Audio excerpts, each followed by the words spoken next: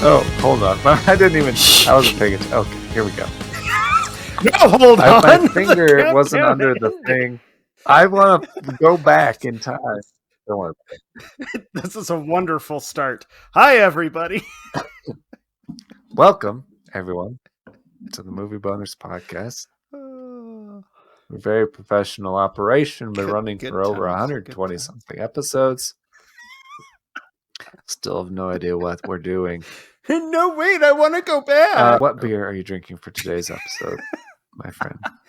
All right. Well, I think it's pretty fitting. It's pretty fitting today. Okay. I can't remember if I've had this beer on the show before or not. Like you said, we've done a lot of episodes. We've drank a lot of beer. So if it's a repeat beer, no one's going to remember probably anyways. And if you do, you're over it. But I'm drinking Love Street Blonde. Love Street. Yeah. I like it. Yeah. Okay. I bet it's more on point than yours. It is, yeah. So for me, I was like, surely by now they will have some Valentine's themed, romance themed beer in the store, and they definitely did not. So I had to stretch the theme a little bit, but I think I did okay. I went with from the Copper Kettle Brewing Company in Denver, Colorado.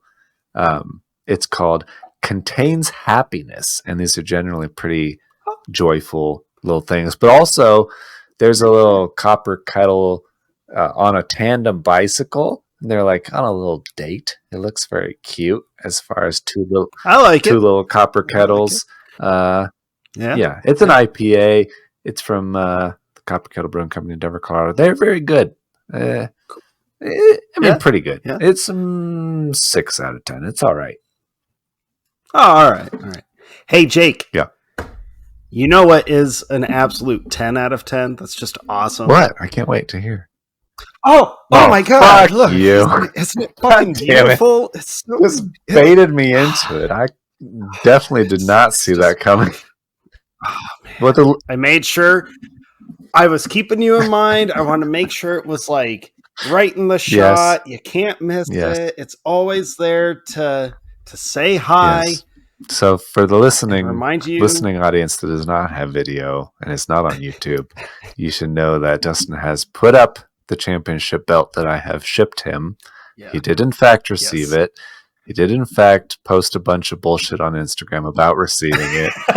And then also put it on his wall. It is in the shot. I am aware of it. Yeah. He also got me right before we started recording, did this exact same thing. I fell for it twice. I am a total schmuck, but yes, congratulations. Good for you. There's one thing that I've been waiting for recording because it's been a couple weeks since we recorded. There was one thing that I've been dying to tell you that was one of my favorite things about winning this belt and posting all those glorious photos of it and just rubbing it in your face because, you suck. You. Your mom was messaging us. Yes, she did. And she even told me, keep on gloating. You deserve it. And I was like, yes. Yeah, she was like, Jake was kind of bragging about it a lot. I was like, Mom, come on. You're supposed to be on my team. So I've got Mama Lawler's approval. Blessing to gloat. I guess. So there it is, Jake. It's so pretty. Enjoy it while it lasts for the next year or so. I am. Speaking of that, okay. Have you picked a team name yet? What the fuck? Fuck! No. All right. Well, this will be a very short movie draft. I got so caught up in all the other shit that we're trying to prep for, totally forgot the name. Yeah, so... that was the name that you picked. Wow. Yeah. Yeah, you didn't pay attention. I picked a very good name. We're still a weekish away from Argyle releasing. At the time we're recording this, by the time this comes out, it will have just released. So we'll have known how good it is or not, more or less. But yeah, that's where we're at. That's the whole draft. It's not nothing's happened, but you do need to pick a team name. I at do some need point. to pick a name. Really need to pick a name. All right. I understand it's intimidating to try to pick a name as good as mine. It works on multiple levels. Jesus. Die Hard 3, third round of the draft, third season, whatever. Yeah, but pick something. It doesn't really work out too well for Simon and his little fucking games. So, yeah, that's true. I didn't think that far ahead. Whatever. Anyway, it's okay. So, Jake. Yeah. What new movies or new things, or hold on, what new shows have you watched? Because you don't. Okay, well, fuck you. I did watch a new show. But I also watched a new movie or two also. So I watched True Detective, Night Country, the 4th season of True Detective. One? Yeah. Okay. With Jodie Foster. It's very much like 30 Days of Night in the sense that it takes place during the dark month of Alaska, but it's True Detective, so it's like a crime drama thriller thing. And it's good. I watched the first 2 episodes so far. It's definitely good. It's very intriguing. There's a certain, quite a bit amount of mysticism or I don't know what you would call it. Mystical aspects, supernatural motivations. There's things that you're it can't be supernatural, but there's also no real way to explain what's happening. So the only thing that you can actually jump to is maybe it's supernatural. I like it so far. I think that it's definitely interesting. The first episode, there was several hints at maybe it could tie into the first season of True Detective. And I don't think you've seen True Detective, right? I watched the first season. Have you? Okay. Yeah. I told you several times that you should. Yep. The first season is the best season of television that I've ever seen. The first season is incredible. And there were hints in the first episode that people thought maybe it could tie into the first season. And the second episode basically confirms it absolutely does tie into the first season. And that's cool. That's very interesting because season 2 and season 3 are very much standalone. Yeah. So it's kind of a very interesting thing. I'm intrigued to see where it goes. Mm-hmm. I can't say if it's good or not yet, but it's intriguing for sure. So it's off to a decent start, you're saying. Yeah, I would say if you like the first season of True Detective, you'll probably like the 4th season of True Detective. All right. I guess on the topic of crime dramas, I also watched the Netflix documentary of American Nightmare. The crime documentary from 2024 just came out. It's a very well edited, very well paced crime documentary about this chick that gets allegedly kidnapped, and then you feel like you blame her boyfriend for a good period of time, and then that seems to have there's a possibility that it's a Gone Girl situation where maybe girl that got kidnapped set it up. It's so intriguing and so well paced. It's very it doesn't waste any time at all. It completely just boom, boom, boom, boom, boom, goes all the way through for 3 episodes. Really, really good. I definitely recommend American Nightmare. It was really interesting and very quick and very easy to binge. If you like crime documentaries, it's one of the best I've seen. And then I did watch a movie. Fuck you for one thing. I watched a movie that I heard was one of the best movies of 2023. Trying to knock these out before we get to the Movie Boners Awards. Yeah.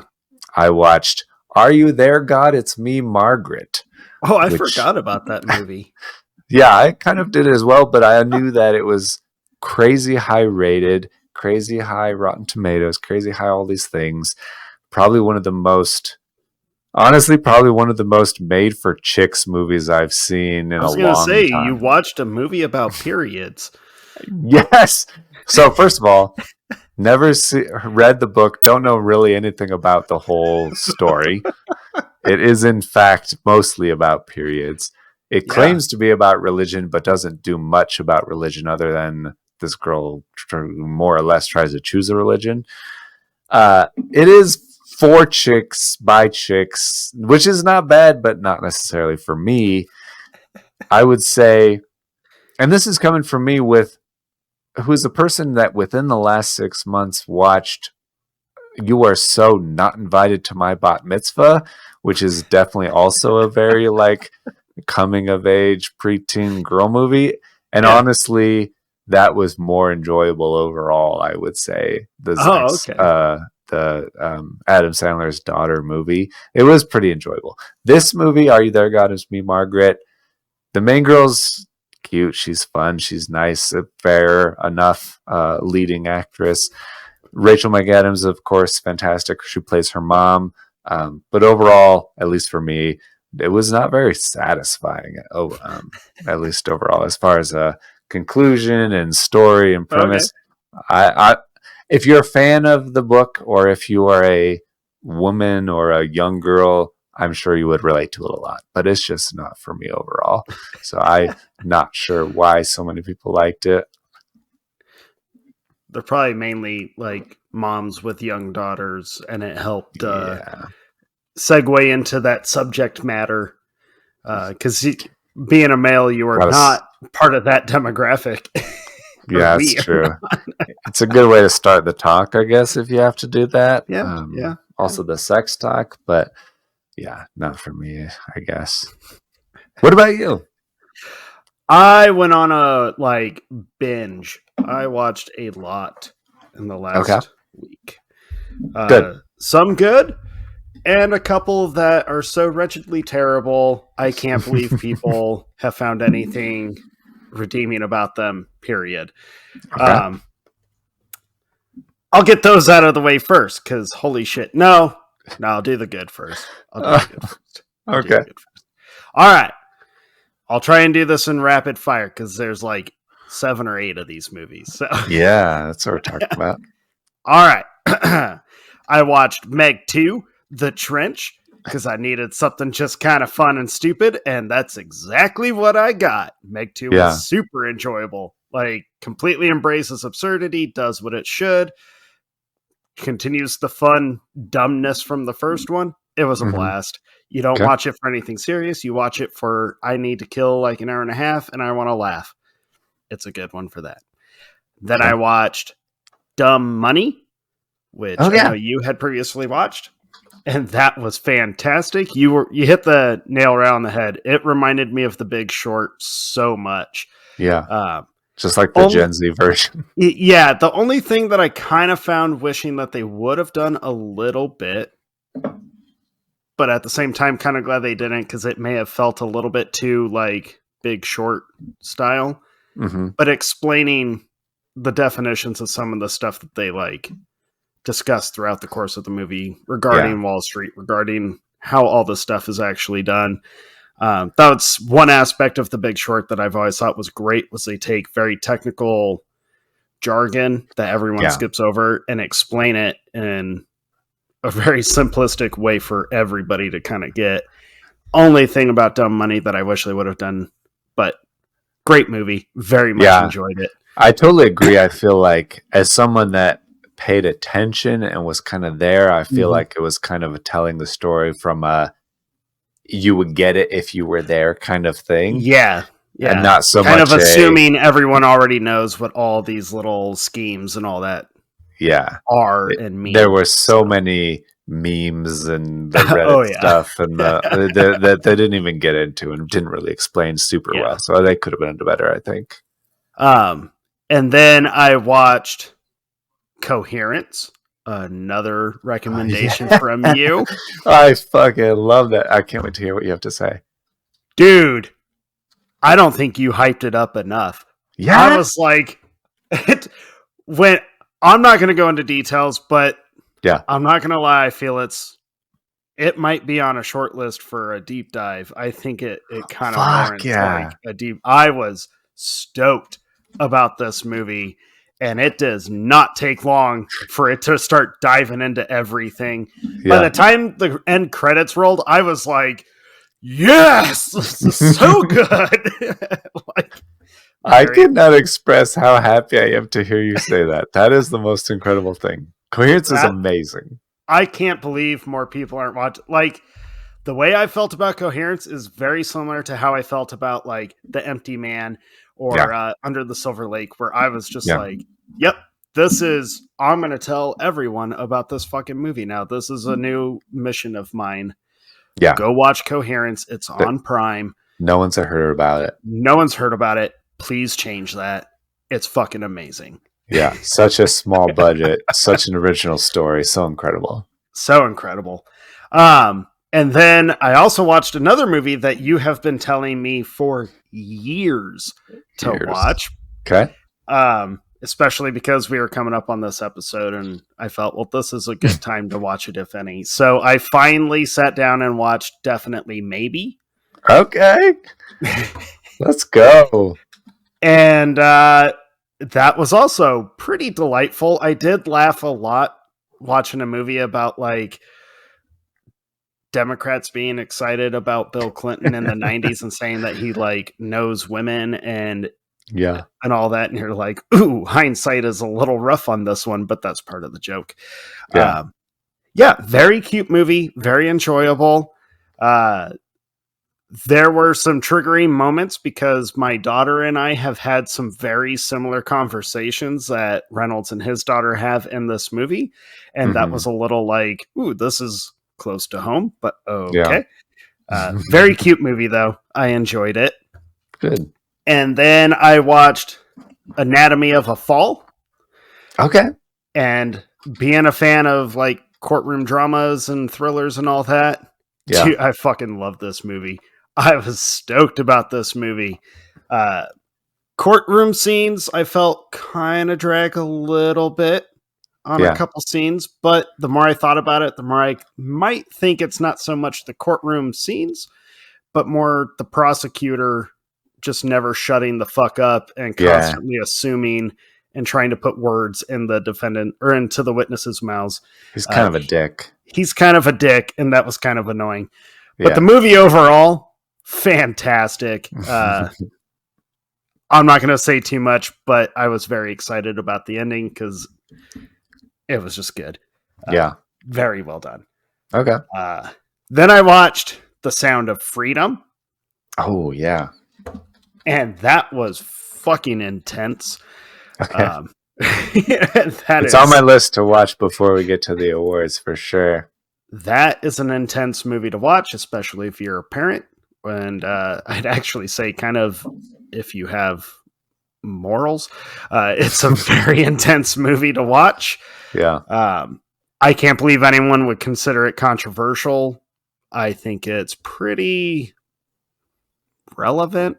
Pretty there's no controversy to it. It's literally telling you what the fuck's going on around us. So yeah. Yeah. That's kind of what I've heard, is that it's insane how much backlash it got, that so many people are like, oh, it's an ultra conservative, ultra right wing, ultra Fox News kind of movie. And it's like just a basic movie about how serious this issue of child trafficking is, and how we should do everything we can to stop it. And everyone should agree that that's a bad thing. Right. The only agenda it has is just to be very blunt and it makes it uncomfortable for you to understand this is something that's very real. That's the only agenda the movie has. This is real. It's very bad. You should not agree with it. And then you move on. It seems like it just got a ton of flack because Jim Caviezel's in it, and he played Jesus that one time, and he's in that same kind of group with Mel Gibson, and people are like, it has a couple religious moments in it, but not actually religious moments. Like they talk about faith, or Caviezel mentions God like twice in a 2-hour film. It is not a religious film. I didn't take it that way at all. It's just very intense, very powerful.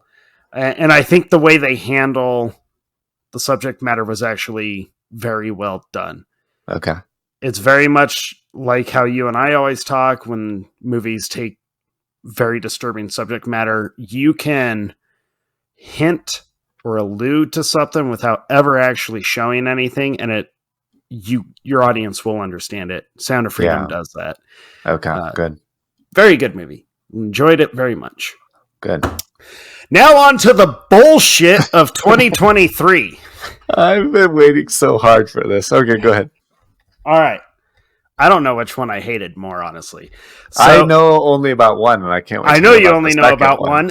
And okay, I'm going to go with this one. All right. So there's been a lot of hype to this movie that you and I think you have followed kind of the negative hype or just conversation surrounding this movie a lot more than I have. Okay. I ended up coming to a kind of a place where it was like, I feel I need to see this for myself to form my own opinion. Yeah. Because I need to see if something is getting kind of overblown or if people are jumping to a conclusion. Kind of like other movies that have come out where people are like, oh, it's super hypersexualized and there's no story. And then you find out like, oh, there's a whole very deep, meaningful story here. People are missing all of it. Yeah. Just hyper. So I saw Poor Things. Oh, did you? Okay. And that movie is wretchedly terrible. On like damn near everything you can like have in making a film or writing a story. Poor Things is like, let's do this terribly. Let's do this terribly. You know what? We didn't make this weird enough and dumb enough, so let's keep up in the ante. The acting is okay. Mm-hmm. It's okay. But it is gross. Like, yeah. I'm not surprised. It's worth noting you are not a Yorgos Lanthimos fan. No, I'm not. I don't know how many movies you've seen, but I know you hate The Lobster. That's the only one of his that I've seen, and I fucking hate The Lobster. Yeah. I know what your second movie is, and I was going to tell you took one for the team with that one. I took two for the team, sir. I took two and for the team. I was going to watch Poor Things to take one for you because I kind of didn't anticipate it being good, but also would need to feel like I need to watch it based on all the award hype. Obligated just to form my own opinion, find out like what is this movie as horrible as the haters are saying, and they are all absolutely right. It is so disgusting. Yeah. And like the moment you realize just how fucking awful this story is, you're like, I'm sitting in the theater and it was a pretty, well, it wasn't super full, but there was a decent amount of people in there. Yeah. They were all older people, like seniors, except for the people sitting right next to me, which was a son and his mom that came and saw this. That's terrible. It's terrible. And I was like telling myself, when all the sexual stuff starts coming up, and it's kind of graphic, it's essentially like watching a Skinamax movie back when we were teenagers. Like that's kind of what it was. Yeah. For over 2 hours. Damn. Yeah. Which I was like, well, this is terrible enough that this guy and his mom are watching this together. Yeah, I'm sure awkward. This is going to make the drive home just awful. But then they get into... What is that mom thinking? Like taking her son to a movie. So there is something funny that happened at the end of the movie. So I'm watching this movie, and when it gets to explaining why the main character is the way she is. Now, I kind of had been figuring that it was like just a retelling of Frankenstein, just like a weird kind of way. Yeah. And it tries to hide behind that idea. Like that's how it tricks you. And I don't give a fuck if I'm spoiling this one or the next movie I'm going to bitch about because fuck these movies. Yeah. But they flat out tell you, they don't even try to be like metaphorical. They flat out tell you they take an unborn infant's brain and put it into this woman's body. So her body is that of like a 30-year-old woman with the brain of a child. Mm-hmm. And then you watch her kind of develop. And yeah, it's gross.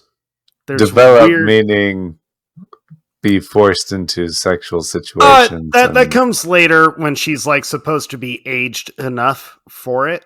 They kind of like try to do this rapid look. She's aging and getting things. So they show you her progression in age through very strange things. So it starts off with her language skills, which is fine. But then she masturbates with an apple, and that's how you're supposed to tell. That's quite a leap from she learns language skills.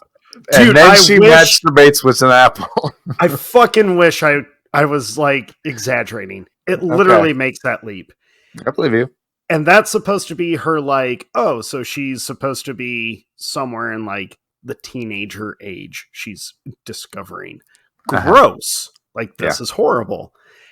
And then she meets Mark Ruffalo, and his character is the biggest piece of shit in the whole film. He's the sexual deviant that like convinces her to run away with him. And while they're running away together is when she develops into full womanhood, and they just have sex for the whole movie.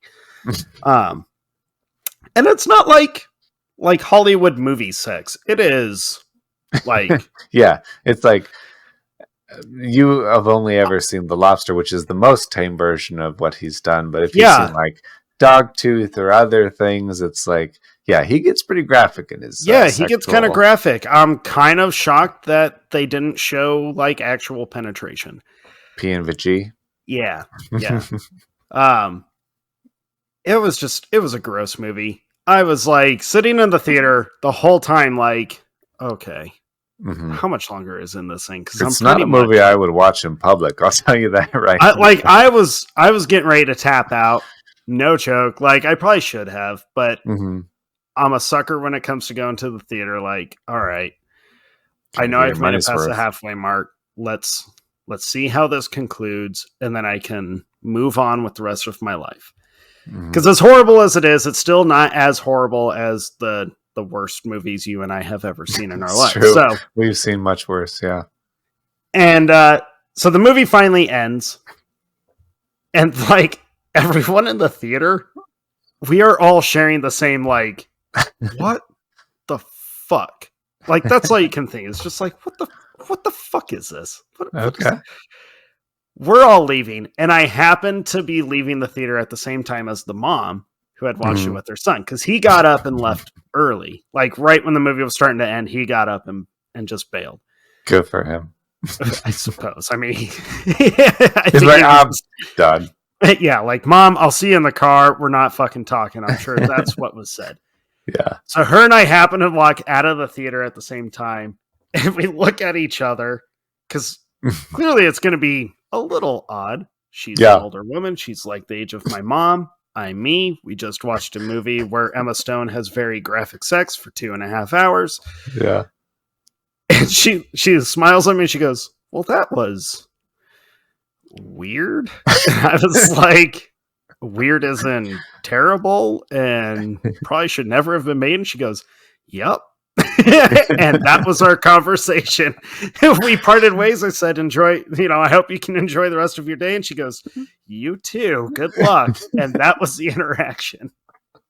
What a wonderful experience between two strangers. Awesome experience between strangers. Horrible fucking movie. I don't get the hype behind it. I kind of feel this is another one of those movies where it's like, if you find positives in it, you are either so far down the art house rabbit hole that you're convincing yourself that shit like this is quality. Right. It's not. It's like the worst cinematography. It's like the worst, just everything. If you want to look at it from a filmmaking, and then the story itself is just horrendous. Or you need to really get some, like, go see a psychiatrist. It's that kind of movie to me where like, there's some dark shit in your head. Go take care of it. Fuck Poor Things. horrible fucking movie. I can't believe people love it. Like, that's amazing to hear because I haven't seen it, but I have seen so many people talk about it, and I thought about seeing it. Like I said, I thought about seeing it before the awards, and everybody does hype it. They feel like Emma Stone does such a good job, and they need to, feel like she should be hyped and awarded and all this stuff. But I definitely feel, from what I've seen, I get the same impression. I'm like, yeah, it's horrible. All you need to hear is that, like, it's a infant brain put in a woman's body, and then she goes on to have a bunch of sex. I'm like, this sounds very... It's gross. Sketchy and groomery. Fucking gross. Yeah. And I like Emma Stone. I'm a fan of hers. I mean, totally. She's our generation. We've been watching her in movies for a long fucking time. Yeah. And that her acting is well done when it's not sex, when it's just the actual like acting, it's well done. She's funny, she's quirky, she's entertaining. But my full like conclusive opinion on Poor Things, it absolutely undoes everything good for women that Barbie did in the summer. I feel Barbie truly is like, yep, that is the woman empowerment. Because it's not just woman empowerment, it's like people empowerment. Yeah. And Margot Robbie, like, she nails it out of the park. Sorry, Emma Stone, as a fan, you kind of shit all over what that movie did for women, in my opinion. Yeah, I'm not like the biggest Barbie fan, but I will say it's at least very positive and woman... like complete womanhood focused, like from motherhood to career to life to just relationships. Being a woman, it's all very positive and very nice. Not just, oh, you need to go have sex and that will give you like literally Poor feelings. Things dumbs women down to the point of like, you have to be a slut. Like, you have to sleep around. That's the only way you're going to experience life. Yeah. And I just feel there's more for women than that. I So agree. Thank you, Barbie, for uplifting women. And fuck you, Poor Things, for completely trying to demoralize women. So, on to the next big, horrendous pile of shit movie that I know Jake has already caught some little tidbits of conversations I've had with the guy. It's impossible to avoid because you literally posted in our Instagram stories, fuck Saltburn. Saltburn is the worst movie of the goddamn year. I thought for so long Beau is Afraid was the worst movie of the year, and it's still up there. Of course, then I saw Poor Things, and I watched Saltburn. Yeah.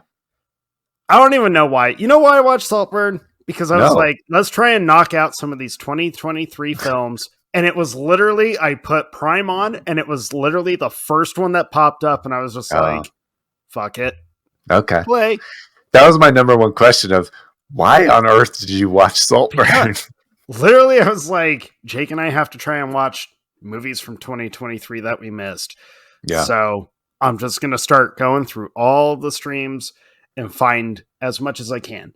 And literally the first one that popped up, and I was just like, begrudgingly, all right, let's do Did you know anything going into it? No, completely blind. No clue what the movie was about. No clue anything. All I knew was it has a lot of hype.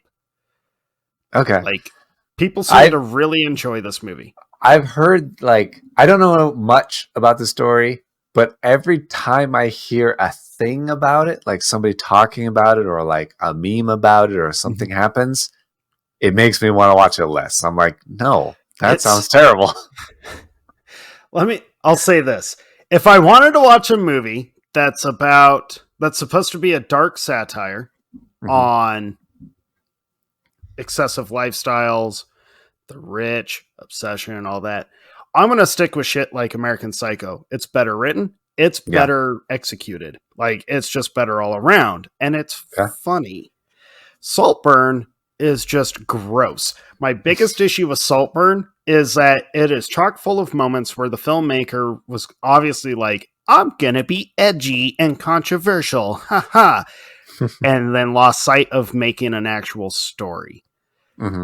It's a gross movie. I don't find the hype in watching a guy lick a dirty bathtub and then slurp and like basically drink dirty, jizzy bathwater that a guy jerked off in. That's a scene. Uh-huh. Like that happens. Gross. Yeah. Like that's not gross. It doesn't develop a character. It does nothing for the story. It's literally like he watches a dude jerk off in a bathtub and then he goes in and slurps the water. Yes. And that was one of the scenes that I was like, what the Why? Fuck? What? Why am I watching this? And then it's just like, and it's just a bad story too. Like I really hated the story of this kid who latches on to the popular kid at this college and kind of acts like he's going to be a stalker or some shit, but somehow the rich kid like befriends him right away because he has ulterior motives. It's fucking stupid. But then there's like the scene that I really was just, well, no, the jizzy bathwater was the scene that really got to me. The scene that made me think like, who the fuck made this movie? Was then later on, there's another part where two characters are hooking up in outside at night, and this dude stuffs his hand into her vagina while she's on her period, and then proceeds to smear the blood all over her and him. And he tells her, "I'm a vampire," and you're like, "This is." Like the dumbest fucking thing I think I've seen. And then he goes down on her, and then it's like a close-up of him in a bathtub slinking into the water, and you see the blood smeared on his face, and you're like, again with the bathtub. What? And that was a moment I was like, who fucking made this movie? Because I'm tired of this, like, you get caught up in trying to be controversial and you completely lose sight of making just a decent story. And then I found out, it's from the same filmmaker that made that I forgot the name of the movie now. Promising Young Woman. Thank you. And I was like, oh yeah, that was another movie where they get so caught up in just trying to be edgy or like, ooh, look what we're showing, and it ruins the story. That was at least way less gross. Yeah. So Saltburn was just bad all around. By the time it ended, I was like, what the fuck? I definitely have high concerns because I definitely just Googled that filmmaker, Emerald Fennell, who made Promising Young Woman and Saltburn. Yeah, she definitely also wrote Ballerina, the fucking John Wick spinoff with Ana de Armas. She's the writer, or one of the writers, at least, of it, screenplay wise. There's two other screenplay writers, so maybe they balance it out. So maybe she wasn't like given full control, hopefully. Yeah. Because Saltburn just like, at no point was I really into the story, because it was one of those movies where from the get-go I was like, my gut is telling me this is not going to be a movie for me, like right out the gate. Yeah. And then I wasn't absolutely hating it until it got to like just the weird shit. So Saltburn is the name of the mansion that the rich family lives in, and it's just the moment they get there is when the movie takes its really just like gross turn. Yeah. And that's where it really lost me. I just like I struggled for a while of like, which movie did I hate more, Beau is Afraid or Saltburn? Because that giant penis monster is just one of the dumbest ideas I've ever seen put on screen. But the more I thought about Saltburn and just all the stupid shit that happens in that movie and with the main character, the more I realized like, no, I really, really hated Saltburn. Like, and it can't boil down to completely losing sight on just making an interesting story. They sacrificed that to show him like rape a grave. And I wish I was making this up, but he literally de-pants and starts humping a grave at one point in the film. How is that? It's empowering. All I can say is like, we all want original stories out of Hollywood, but maybe We want have a original little bit of good cap on stories. shit. Yeah. Yeah. Like maybe when we read scripts that have shit like I'm a vampire or, you know, slurping jizzy dirty bathwater, maybe these production companies should read these scripts and be like, yeah, let's take this out. Like, yeah, I would agree, except I then saw the production company, I don't remember who made it, but they were starting to promote like a merch of this actor or character's jizzy bathwater. Like you could buy a candle with that scent of that bathwater, whatever that means. I don't even know, but it's like it's one thing for Hollywood to like support it, but it's also another thing to feel like this is what people want, and the audience or the consumer will actually support it, and maybe they will. Maybe they're actually that terrible, and we're just the wrong ones. But I feel like it's pretty clear that sounds terrible, and that's not something that anyone should support. Yeah, I don't know that's necessarily as bad as baby brains in a woman getting raped, but also maybe it is. I just can't believe it.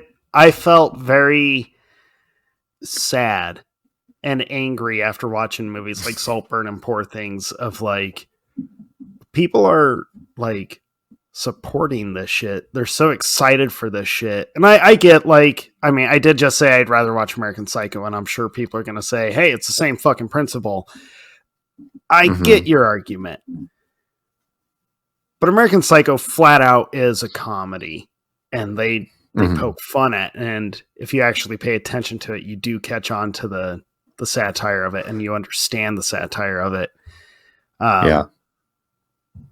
Yeah, I'd rather watch a guy potentially fantasize about like going on murderous rages than watch, you know, a woman get tricked into thinking that the only way she's going to succeed in life or experience a life is by getting fucked by tons of different gross people who take advantage of her. Yeah, like absolutely.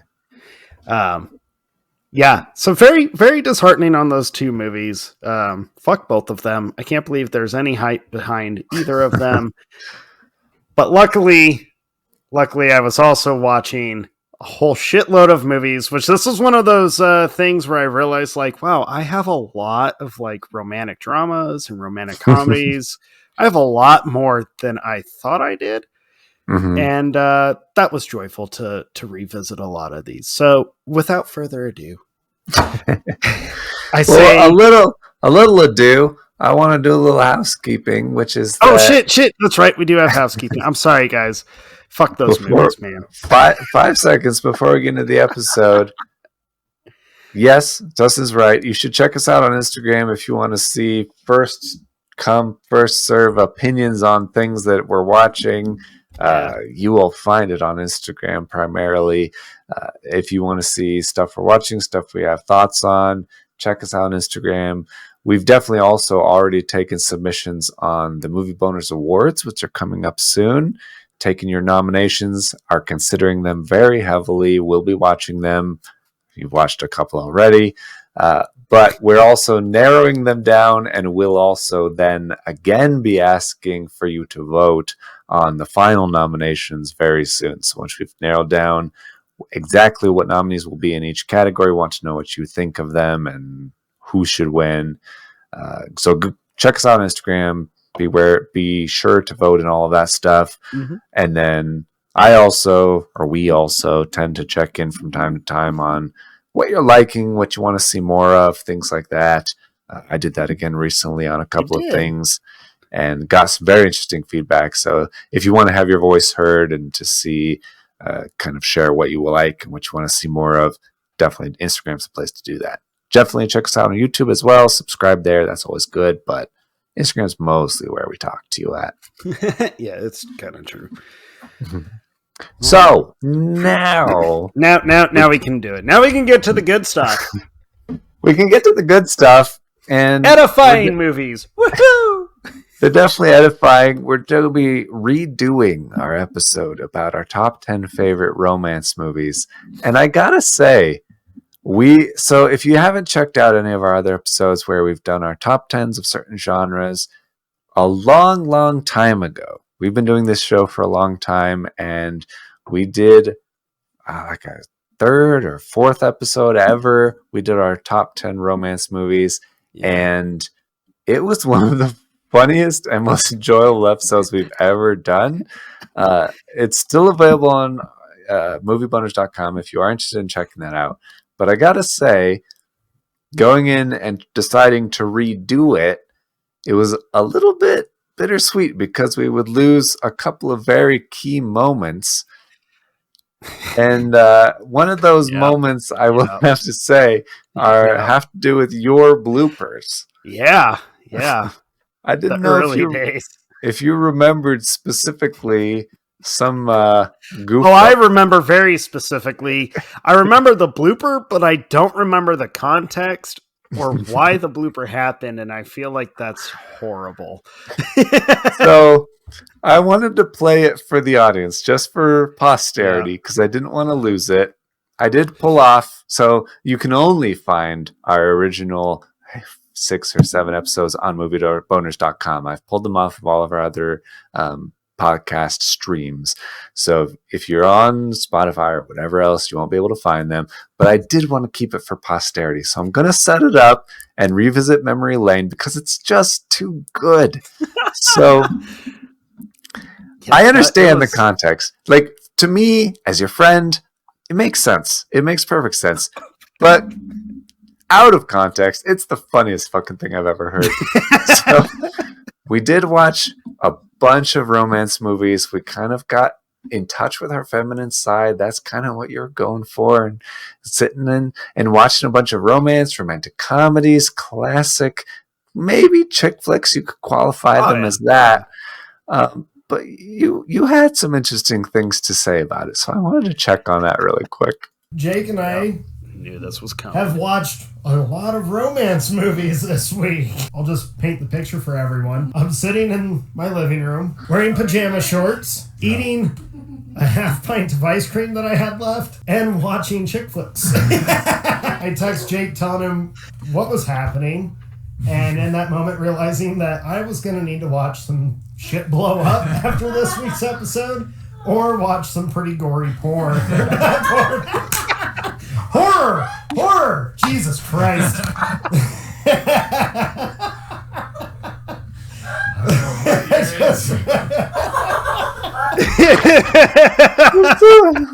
So I can't even, every time I hear it, it's so fucking funny. Yeah, so you were basically talking about how you felt like you should have ice cream and Kleenex and do the classic cliche chick thing on and watch these movies. But yeah, I got so mixed up. You were talking about I need to watch macho action movies and horror movies, and then all of a sudden, needed gory porn will never leave the side of your. It's so relevant. Yeah, because all of it flooded back the moment you played that clip. Oh my god, I'm fucking crying because I laughed so hard. I had meant to say like gore porn, like the Saw series and shit like that. Sure, but yeah, gory porn. My stupid mouth.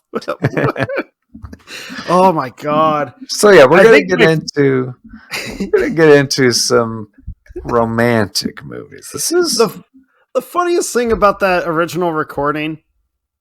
One is listening to Christy dying in the background. Could not breathe. Could not breathe.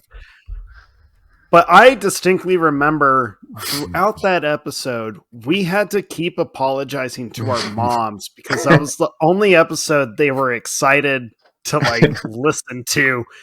And we had aimed for it to be a nice, wholesome, this would be a good one for the moms. And then I had my blooper, and I just remember us being the absolute opposite. Yeah. wholesome throughout. We had some questionable picks. It was definitely very awkward. So we're trying to redo it, trying to get this level set. These are just our favorite romantic movies coming off on Valentine's Day, getting ready for some recommendations. If you want to Netflix and chill, this is our top 10 romance movies. It's true. It's true. Still laughing about that. It's the fucking best. I'm glad we did it. Dude. Oh my god! All right, I went first last time. You go first this time. Okay, yeah, I'll go first this time. So my number 10 favorite romance movie of all time is it's not a cheat. It's just a little different from the rest in the sense that it's not relationally romantic, but it's romantic in the sense that, you know how someone can be like, they can have a romantic feature. This is a weird way to explain it. It's like, if you think of like a... What? No. If you think of like a romantic time, like a romantic language. You've heard of a romantic language? Like romance. So you really decided I'm going to go out the gate with a typical Jake pick, which is one that's probably very questionable, but we're going to let it slide because it's our show and we're allowed to do that. Okay, it's 50% my rules, and so I get to say what the fuck we do. Yep, it's true. Yeah, it's kind of like that. So it's not a romance between people and individuals and about their romantic relationship. It's more about like a romantic time period and a romantic feeling about a certain time period and how you love that feeling or that style or that vibe. I know what movie is your number 10. My number 10 is the only Woody Allen movie that I have ever liked. I was right. It's called Midnight in Paris from 2011, and I don't like any Woody Allen movies, but I really like Midnight in Paris. That movie's really good. Yeah, it is. It is really good, and I think that Owen Wilson plays a character named Gil, and he is like a writer, and he is obsessed with this like yesteryear golden age of the 1920s, 30s time period. Mm-hmm. And during a trip with his fiance, played by Rachel McAdams, they take a trip to Paris, France, and it's very romantic, very nice, but it kind of has this mysterious thing happen. And in typical me fashion, there's some weird time travel sci-fi twist that has to happen.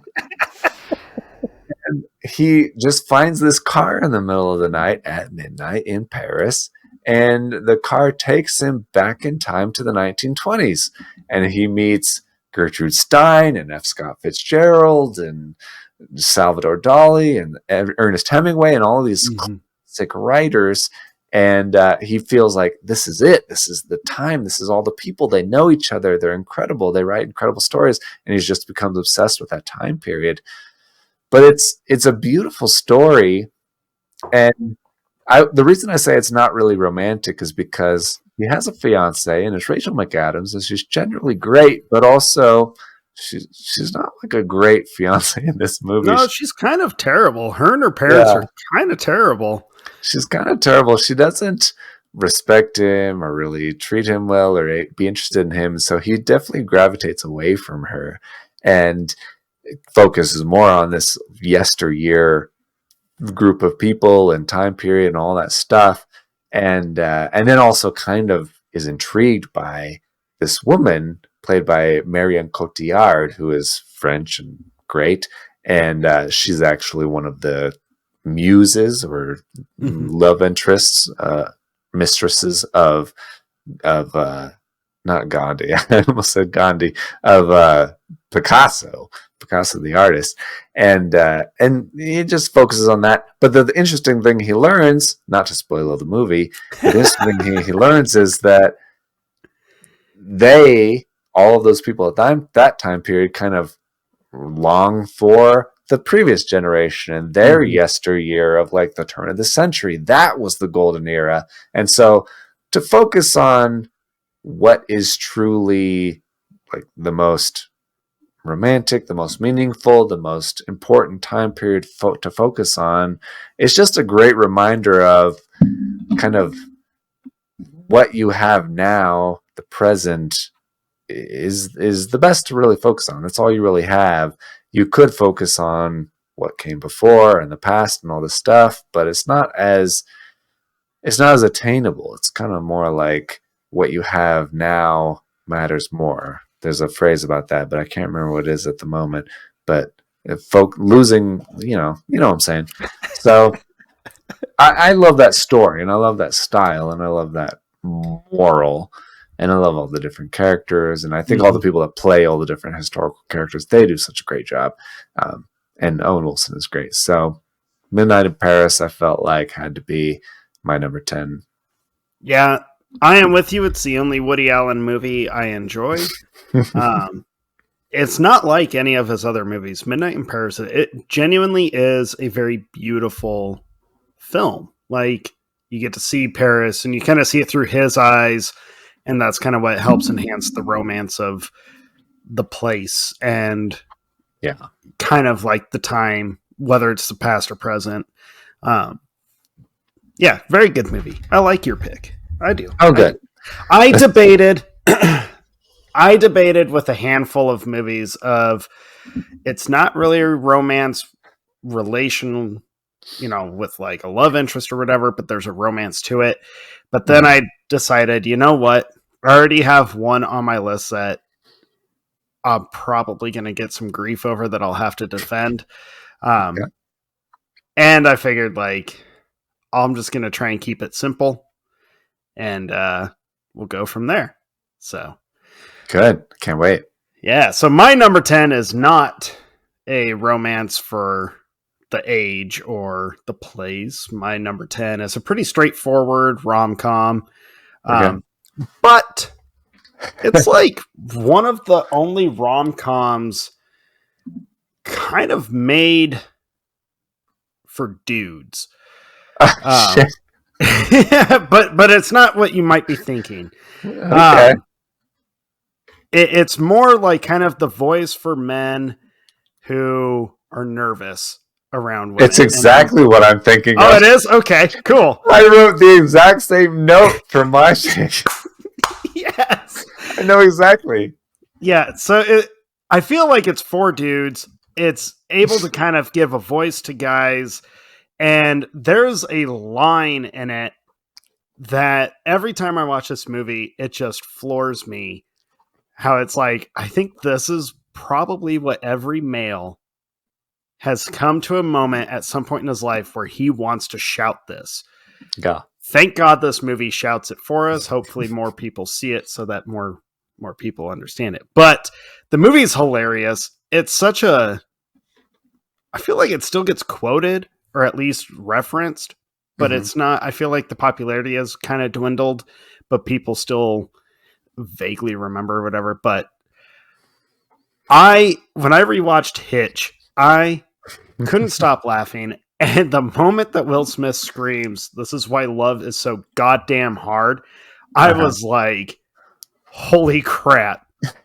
Like, perfect. Like, yep. Hitch is amazing. I feel like I took the movie for granted for a long time, and then rewatching it over the last few years, like, this movie's funnier than it was back then.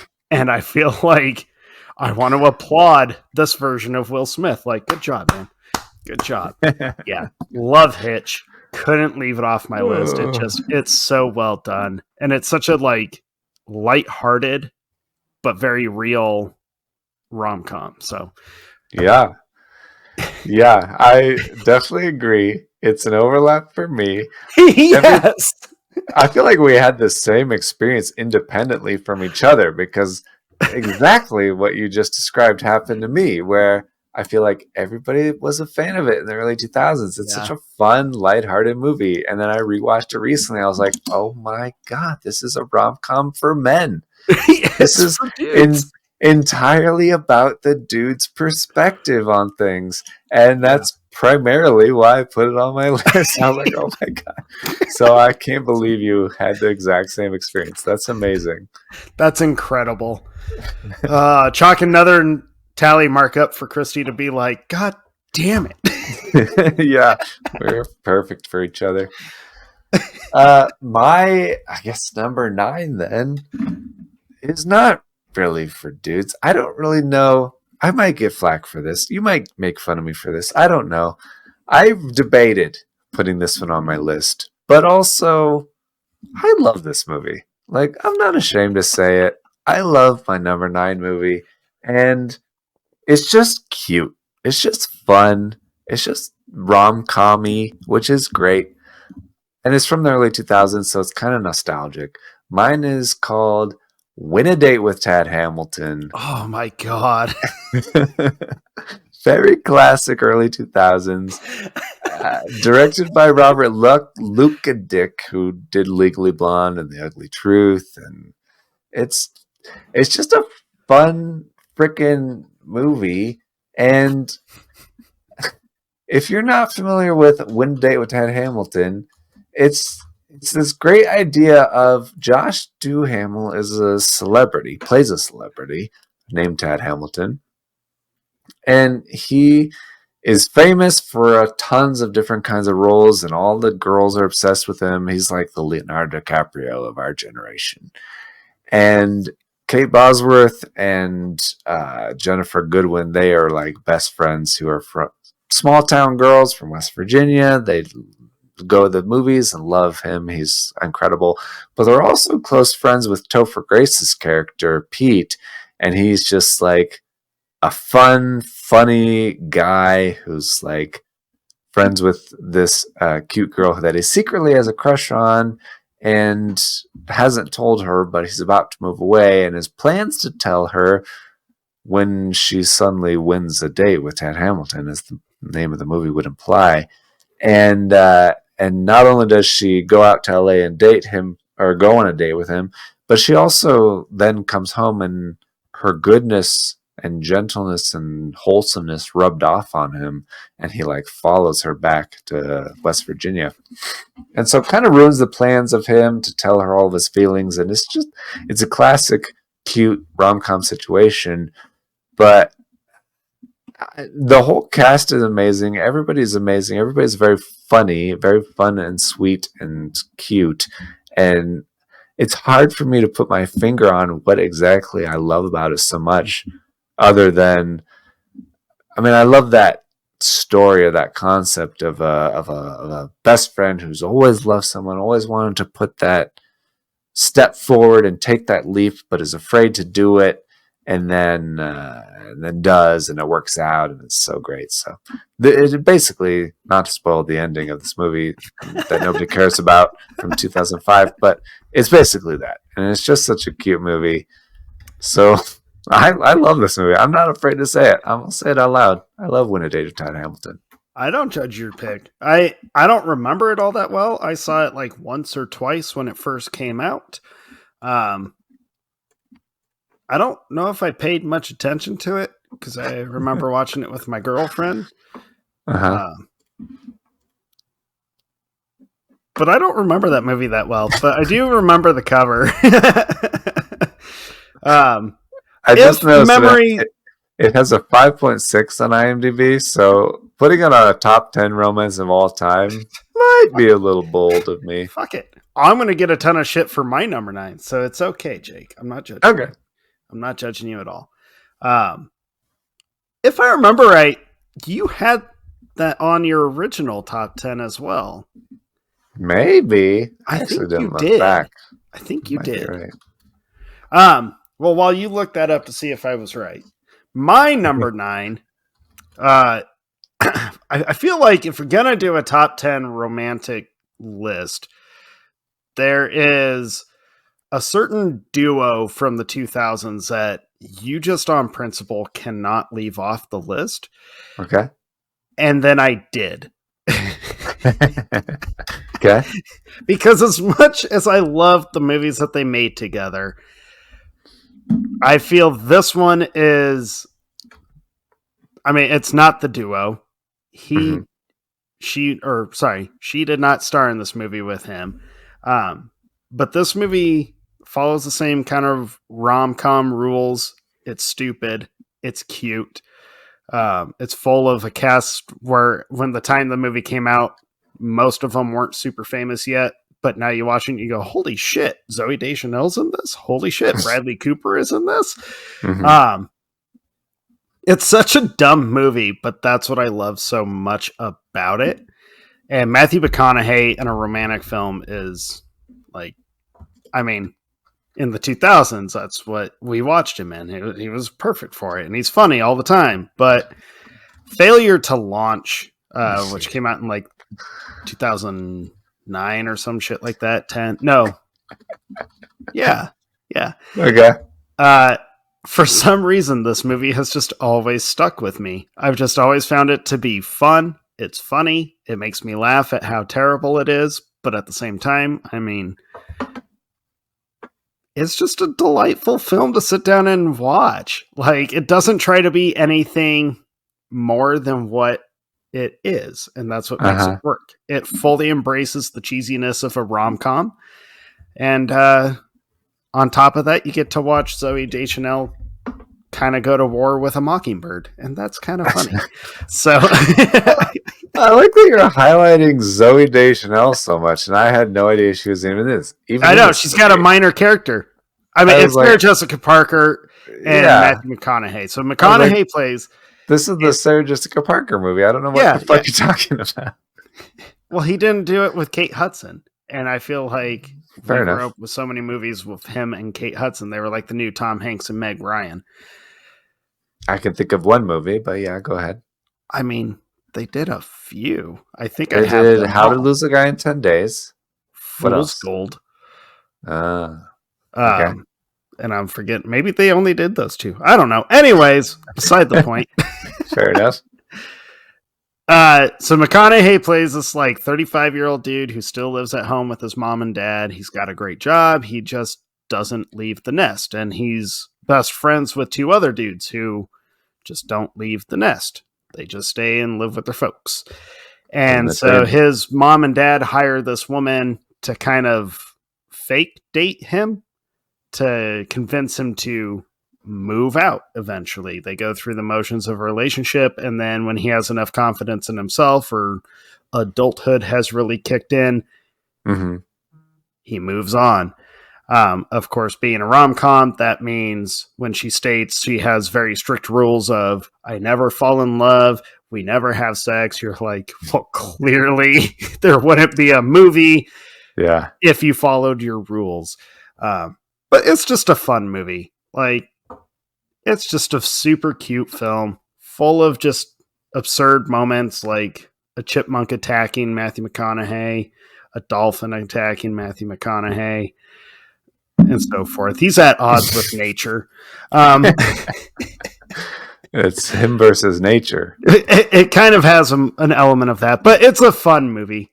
And it's just one that I always seem to come back to. So I wasn't going to put it on here, but then I was like, no, you need to. You enjoy it. You need to embrace it. So I appreciate the honesty, and it makes me feel better about my number 9 pick. See? Selfishly, that's partly why I appreciate it. That's okay. That's great. I love that. I get that. I feel that way about a lot of rom-coms. Honestly, it's a kind of a genre that I enjoy more than I feel like I should announce that I like. I feel like it's not common to like that, and I've always kind of liked chick flicks and romantic movies and rom-coms. It's just a fun time. They're funny. They're enjoyable. Yeah, they're super, like, they all follow the exact same formula. And 99% of them could all be cut down to like a 20-minute short film if they would just like talk to each other, do like normal things, like ask a question when things get weird instead of assuming and then jumping to conclusions and like talking to the toxic best friends or you know, lashing out irrationally to like go and get drunk. Like it was amazing watching all these and just being like, wow, every single one of these movies could be solved in no time flat if one of them would just be like, hey, what's going on with this? And the other one was like, all right, I'll be honest. Like, I was like, why'd you do that? That kind of was weird. That made me feel a weird way. Yeah, nobody talks to each other.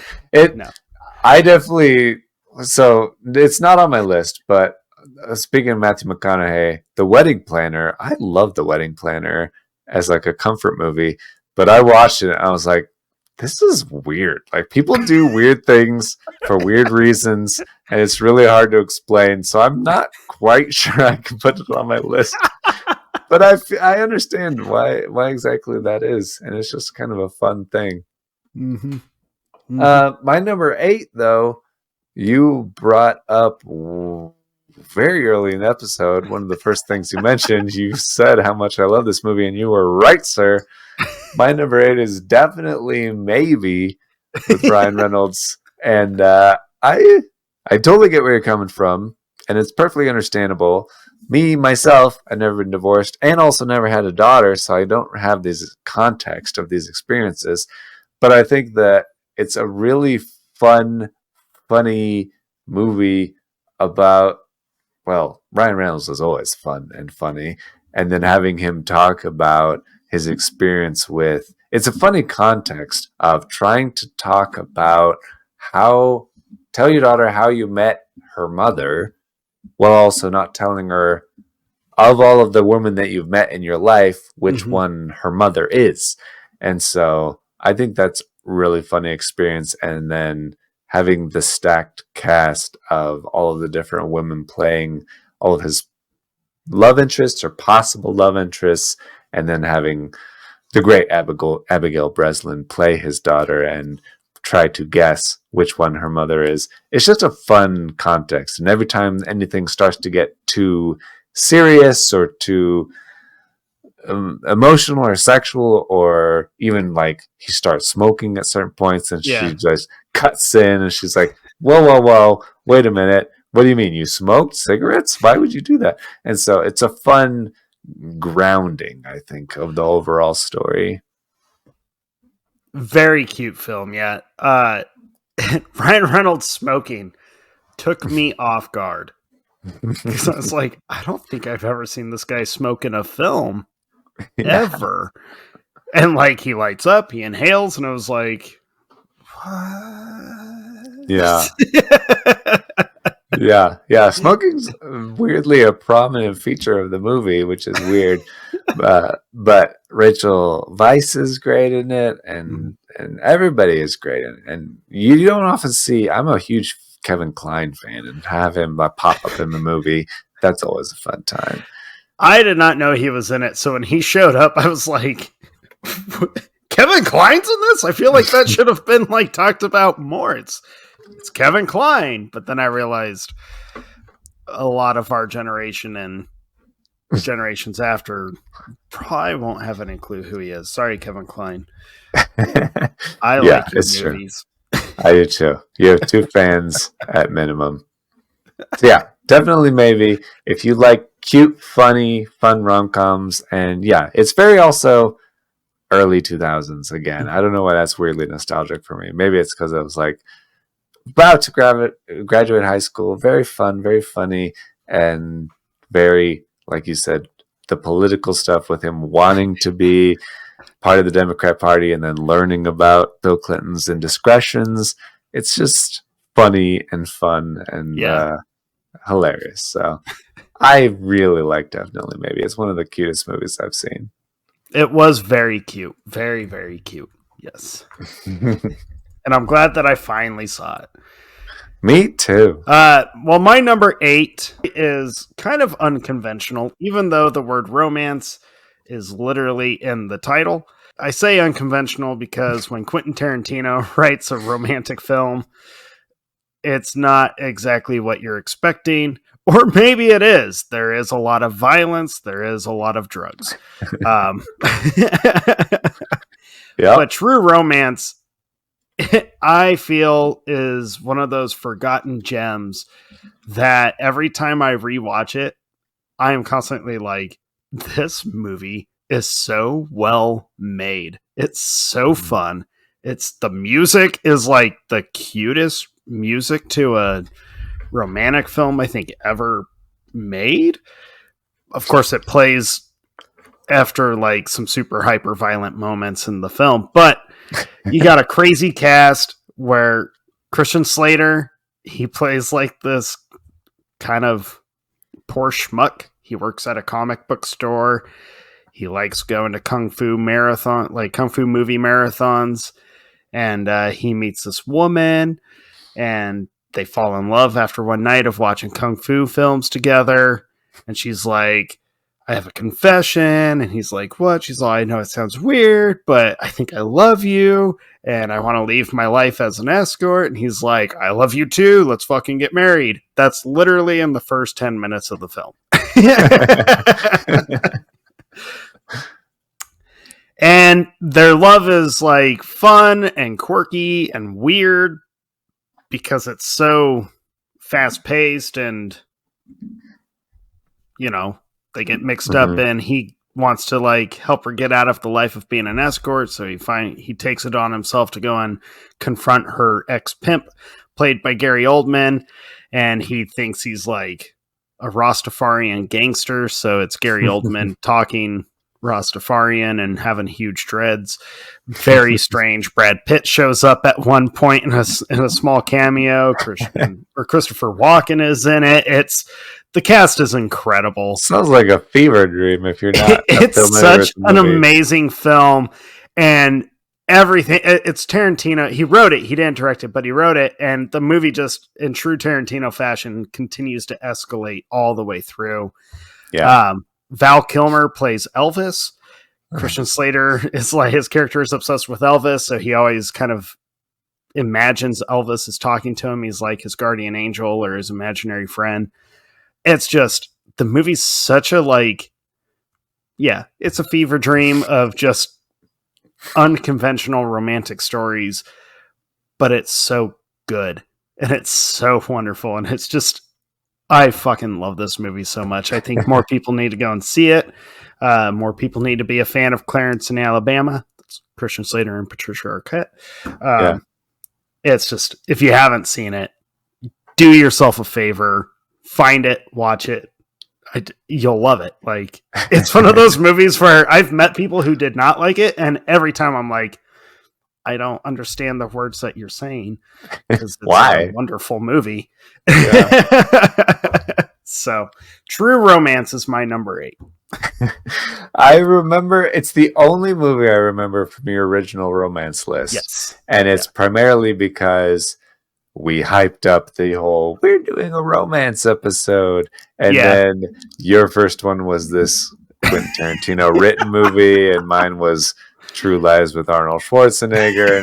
And all of a sudden we're like, this isn't going to be a real romance episode at all.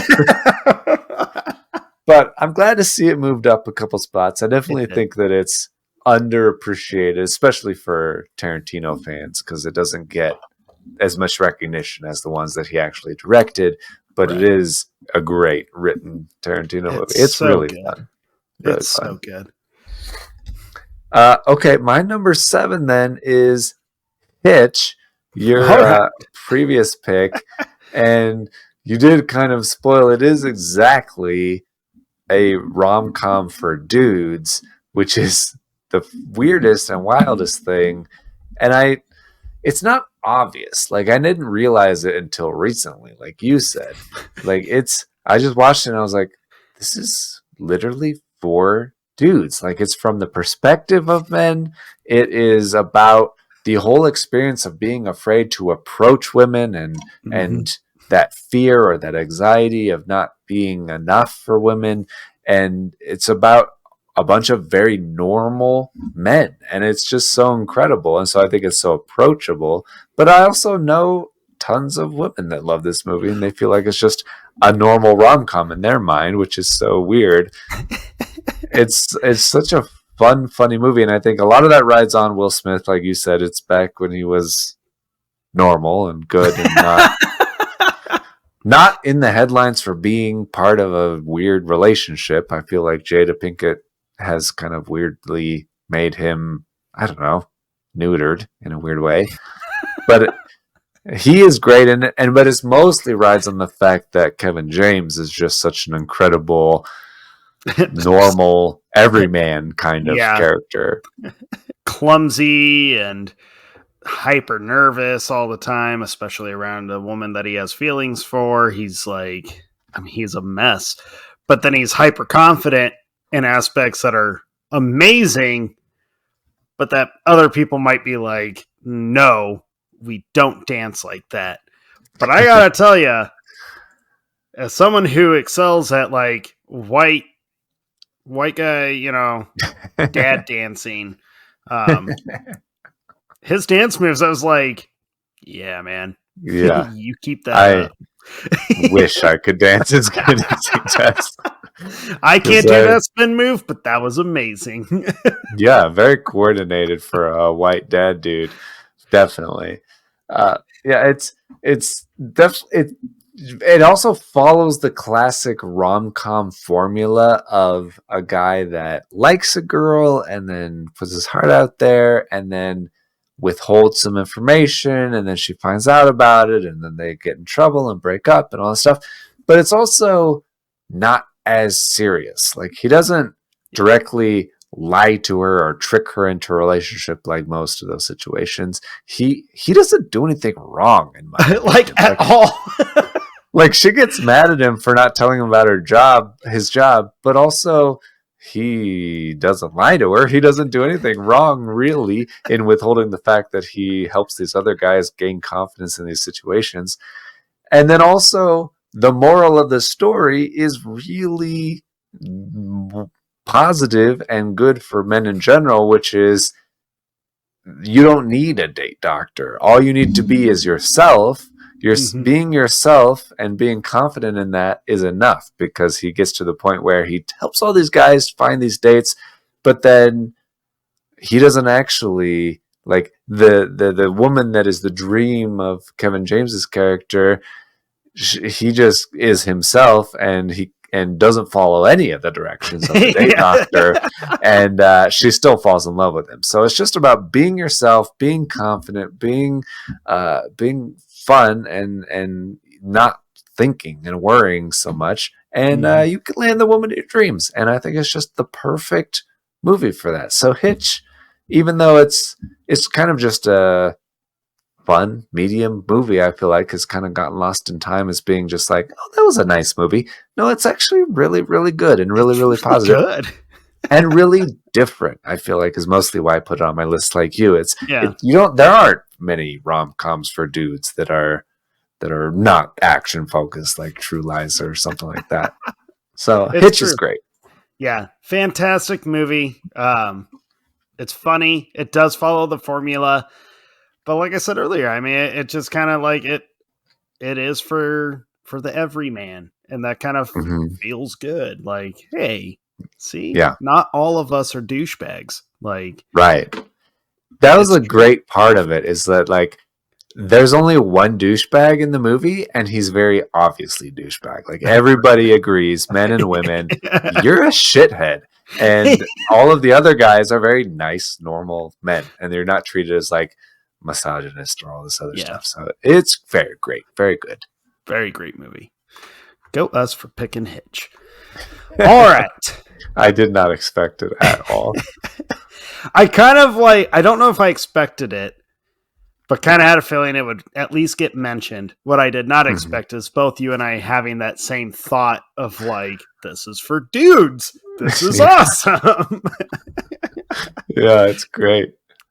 All right. Well, my number 7 is, I guess you could also say, kind of unconventional, because it's one that wasn't a big hit. Not too many people, I think, have seen it, which is a shame, because I think it's a fantastic movie with a really cool point to it. And that's refusing to back down from fighting for love, which is a cool thing. So my number 7 is a movie from, I can't even remember what year it came out, 2012, 12.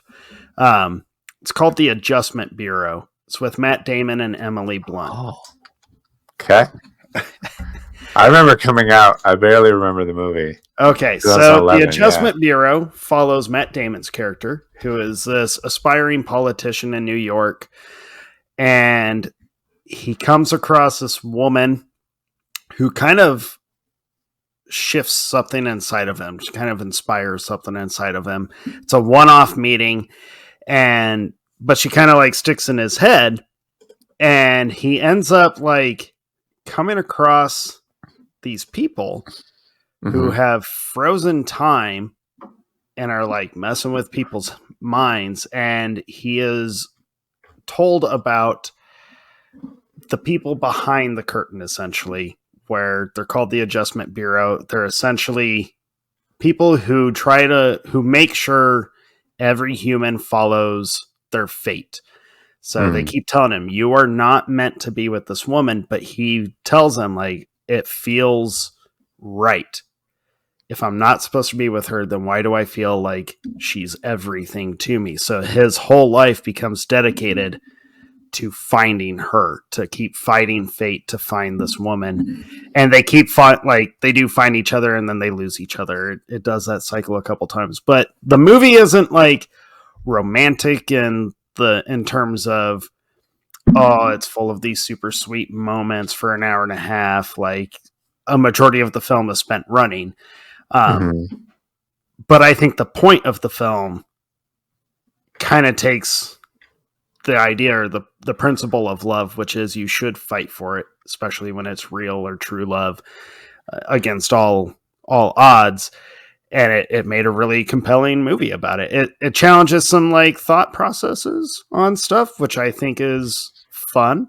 But it's a cool movie. It's a very original kind of romantic story. And it's one that I think more people should have seen because it's well written, it's well executed, very interesting, and yeah, very cool. Like, I think it's one of Damon's best that no one talks about. So yeah, definitely one of those movies that's kind of been lost to time. I don't think anybody remembers The Adjustment Bureau. Yeah, and it's wild to me that it's based on a short story by Philip K. Dick, who did the story Blade Runner is based on, and the story Total Recall is based on, and all these sci-fi incredible movies. Yeah, I definitely need to rewatch that. It's a cool movie. It's a very, very cool movie. Especially if you're a fan of either Emily Blunt or Matt Damon. If you saw Oppenheimer and you saw them in that movie, you should watch Adjustment Bureau, which was the first one they starred together in. So, yeah, very cool. Yeah, great throwback. Okay. My number 6 is a little less hidden, a little less underknown, if that's a word. Very popular, I would say. My number 6 is as acclaimed as being one of the best movies of all time. My number 6 is Casablanca. All right.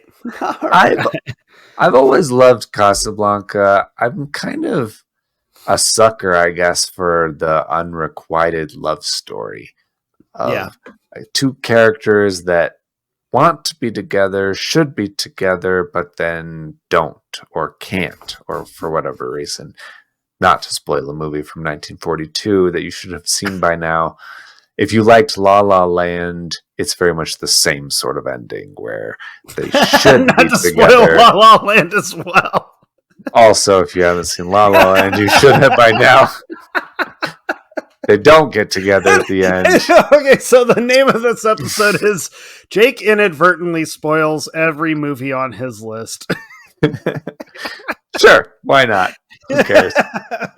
If you haven't seen La La Land, the heralded and acclaimed and Oscar-winning film of all time, you also haven't seen Casablanca. And in both cases, they're similar premises.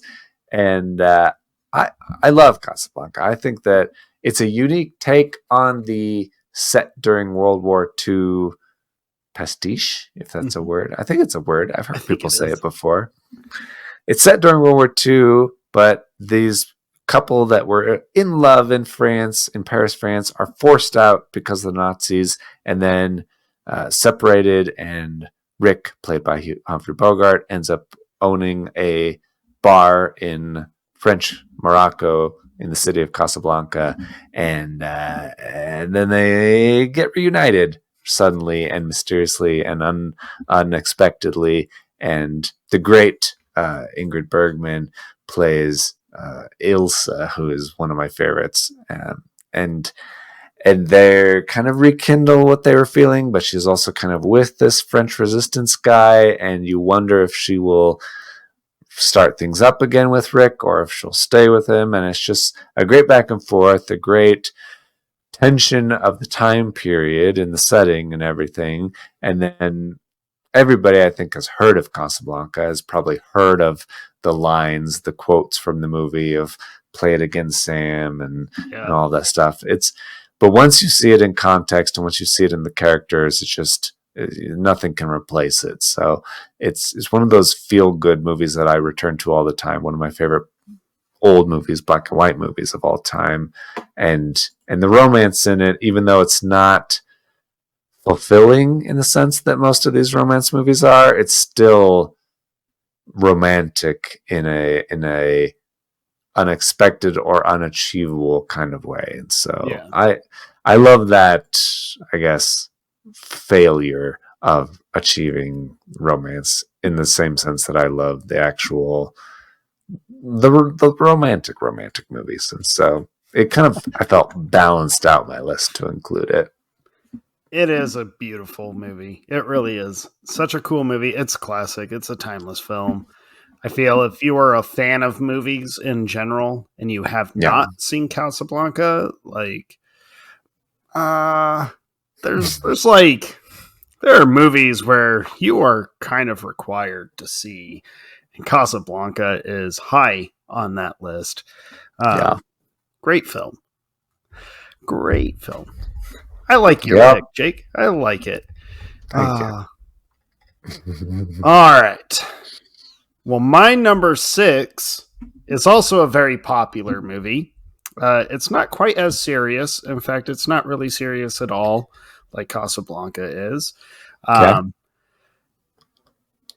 I think it's quoted several times. I have a feeling you will, because I juggled on which one of this dude's movies to put on this list, and I figured, well, I love them both, but I'm going to put this one because this is just the one that is more quotable to me and I watch more often, and I'm pretty positive Jake is going to have this other one on his list, so they're both probably going to get talked about.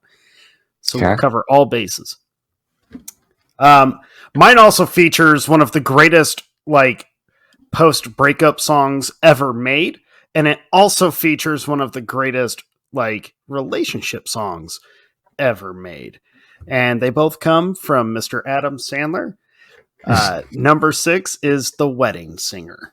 This movie is just, it's so funny and it's so sweet.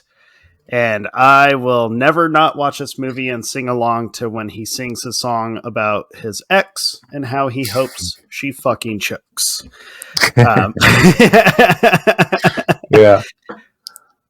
But his song, I Want to Grow Old With You, is like, all jokes aside, what a song. Yeah. And what a tune. Holy crap. But that movie in general, I love the story of it. I love their relationship from just kind of like acquaintances, kind of friends, to the friends, and then learning and kind of just growing into this like, oh no, there's something real and genuine here, and actually pursuing it. I just think it's one of the sweetest movies that Adam Sandler, I think, has ever put out. It's fun. It's funny. It's tons of heart. I know you and I have talked about this extensively about a lot of his movies where through all the silliness, they tend to still have some pretty heavy heart moments, or like there's a lot of love in his films. And this one is up there in terms of that. It's just such a wonderful movie. I can't not have it on this list. I watch it constantly. Yeah, I don't fault you at all. I think that you're absolutely right, and I think that Adam Sandler and Drew Barrymore are incredible in it. They're like hot take maybe. I feel like they're overall are better than Tom Hanks and Meg Ryan in their filmography. Like The Wedding Singer, Blended, which is underrated, but I love thoroughly, and then 50 First Dates. 50 First Dates, thank you. Yes, that one especially, I feel like is just so good and so silly, but so wholesome at the same time. And Adam Sandler does that so well. Yeah, I totally agree with you. I totally agree. Okay. My number 5, speaking of Tom Hanks and Meg Ryan, is one of the classics of all time. I didn't actually read my notes when I started talking a second ago, but that is the case. I did put You've Got Mail at number 5. And hell yeah. It's great. It's definitely great. I don't mean to shit on it at all. It's great all around. Although, I will say, rewatching it for this week, I was like, obviously, You've Got Mail is going to be on my list. But then I rewatched it and I was like, there's quite a bit of weird stuff in this movie. Like, there's weird. The story is a little weird at times. It's weirdly placed. The relationships between Tom Hanks and his dad and his grandpa and their wives and his like nephew and his cousins. It's just a lot of weird stuff going on. So it's weird all around, but it's also kind of just a really cute. It's mostly a cute movie. It really makes me wish that I watched it like in the fall. Like, I'm not a huge fan of like, a lot of people are big fans of the New York is a character kind of movies, and I don't give a shit about New York. but I do really like the whole feeling the season kind of movies. And I feel like You've Got Mail does a good job of feeling fall and feeling Halloween and pencils and going back to school and all the stuff that they kind of talk about. And Meg Ryan and her character and her little bookstore and all that stuff. It does a really cute job of kind of describing all of that and describing the context, and also being early 90s and being very AOL based. And You've Got Mail. Yeah. Well, is that 97 is when it came out? 97 or 98? Yeah, that sounds right. I actually didn't write it down. That sounds right, though. I think you're right.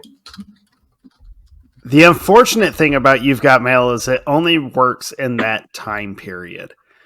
Yeah. Yeah, that's true. It's such a random thing to make a pen pal out of a stranger through email. Like, nobody does that anymore. That's not a thing that ever happens in the last 10, 20 years. But in 1997 and 1998-ish, that time period, it was definitely the point of the movie. And also, I mean, being based on an old movie, The Shop Around the Corner, and actually being pen pals with paper and ink and old-timey stuff like that. It kind of follows in that footsteps just for a new generation. But yeah, it's really fun. It has a great supporting cast with Greg Kinnear and Dave Chappelle. And Dave Chappelle. It's just incredible fun, maybe with peak rom-com era. Like there's a lot, like I said, there's a lot of weird stuff that happens. I was like, parts of this are weirder than I remember and worth discussing on a deeper level. But then once everything kicks in and you get towards the end and the dog is there and she's like, I hoped it was you. Like, you start crying and you don't even care what's happening on screen anymore. It's like, you get it. You're there. That was me. I cried a little bit. So You've Got Mail. It's incredible.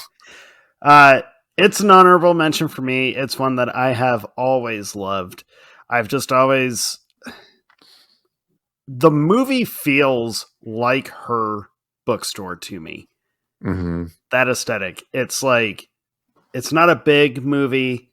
It's kind of a quiet film.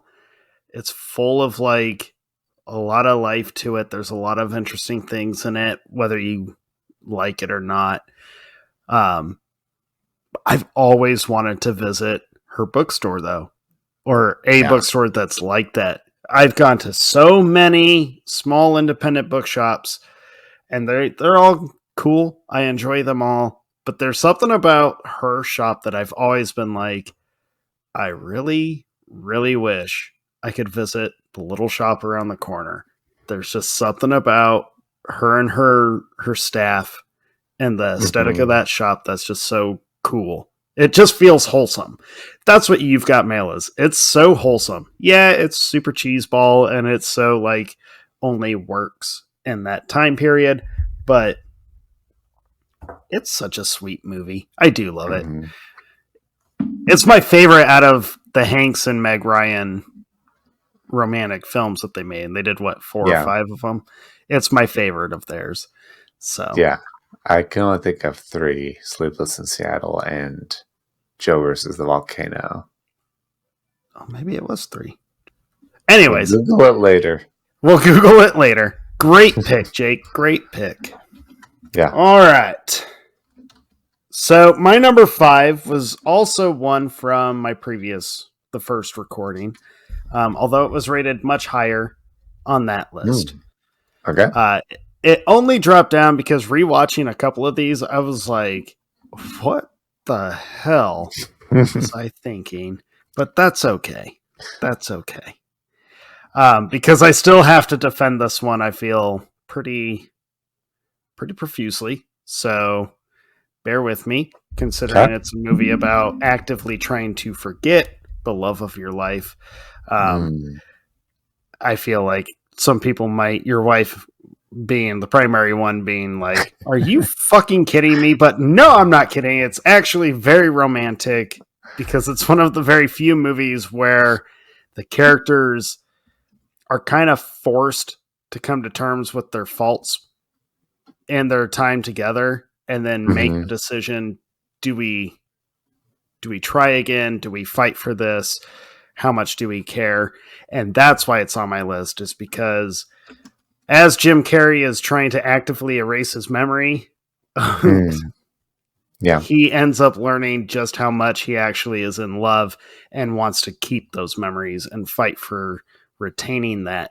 And his character is such a quiet, insecure mess already. So to see him start to actively go after oh shit, I need to preserve this. This is actually beautiful and worth keeping. I think that says a lot about love in general. So Eternal Sunshine of the Spotless Mind is my number 5. I just think it's such a unique film, but it also says a lot about love in general. And yeah, the two characters, their conflict, which is the majority of the film, but when you see it through his memories, and there's a shift in the tone in the film as he starts learning how much he actually appreciates and misses and loves her. I think it's just one of the coolest movies, coolest ways to show true love. Yeah, I absolutely love this film. I just think it's such a wonderful film and so unique. It's so unique. It's it's the kind of art house I like, where it's not overly art housey.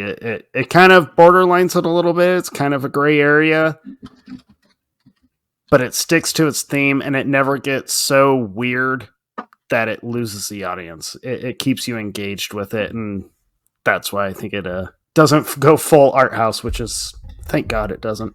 But I love this movie. I think it's another one that I think deserves much more praise than I think it gets, and it gets quite a bit, but it's a beautiful film. So yeah, I think it's emotionally beautiful from a story perspective, but also very visually beautiful. Yeah. And the way that the imagery and the mindscape and the slipping of time, the slipping of memories and fading away of things is done is such a beautiful way. I think that it's probably, I agree, one of my probably my favorite of the Charlie Kaufman movies, among Beale and John Malkovich and all those movies. I think that it's definitely great. So it's beautiful. I totally agree.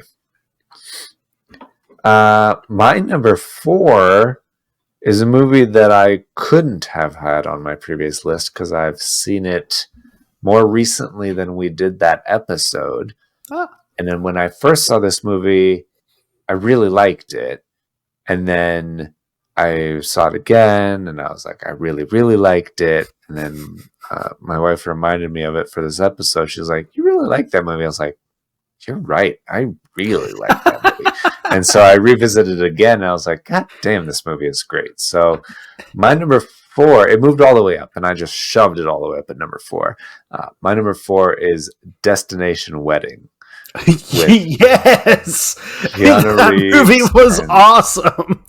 Yeah. So Keanu Reeves and Winona Ryder. It's a special kind of movie because it has all of these different characters in it, but the only speaking parts in the whole movie are Keanu Reeves and Winona Ryder's character.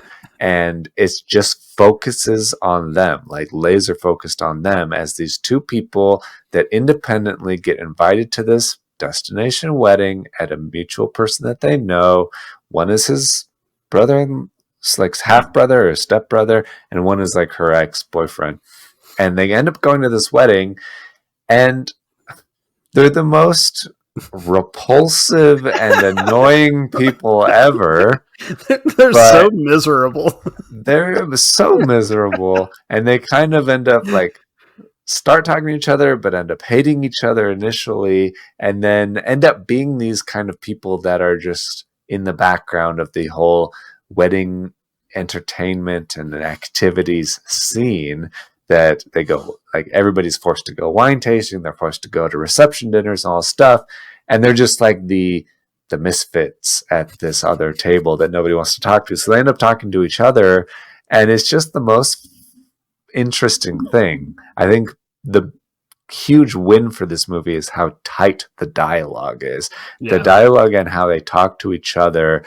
They're honest with each other in the sense that they are very annoyed by each other, and the dialogue is very undercutting and biting and absurd, but also as they very naturally get to know each other and are honest with each other and share things, and so they kind of grow closer together through the course of the movie. And then towards the end, the whole festivities and pseudo vacation kind of comes to a close, and you hope they'll get together, even though they're the weirdest fucking couple you've ever seen in a rom-com movie.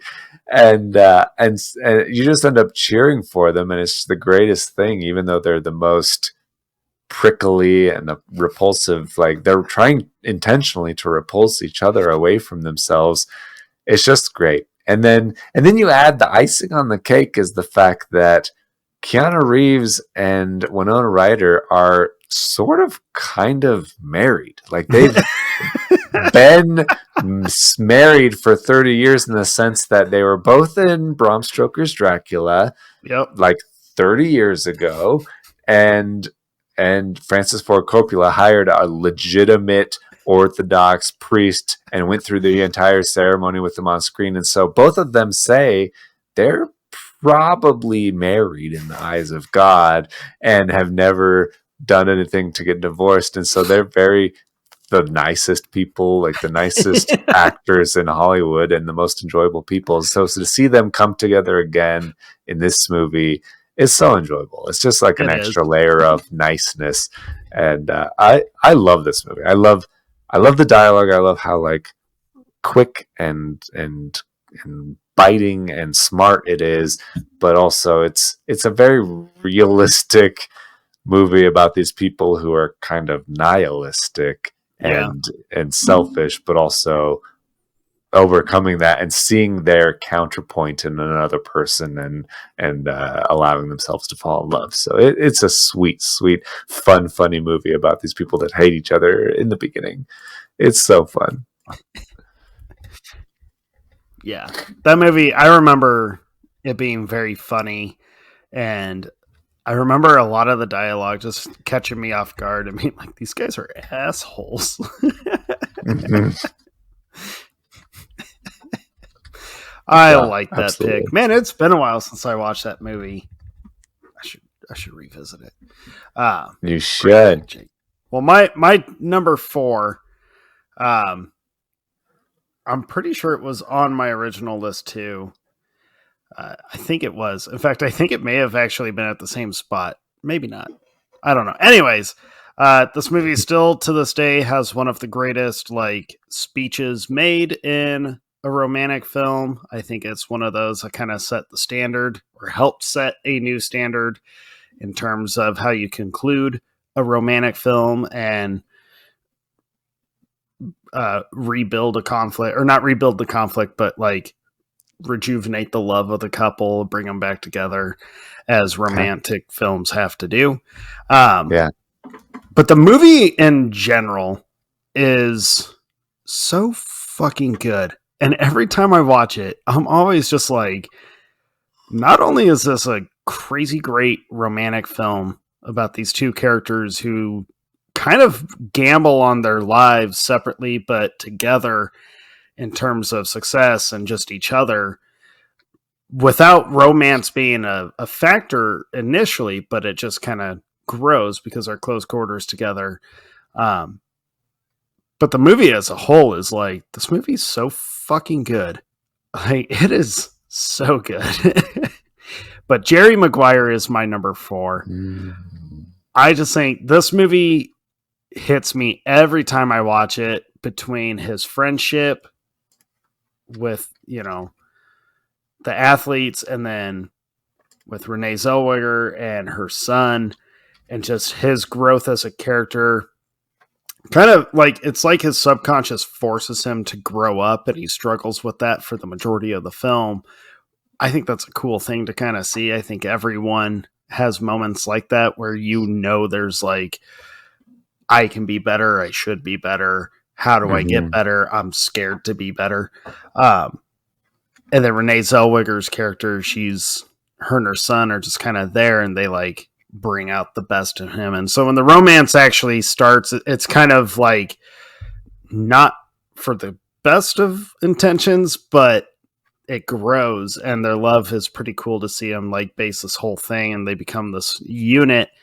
But the speech, which everyone, I mean, if you've never heard the Jerry Maguire speech, what rock are you still under? Right.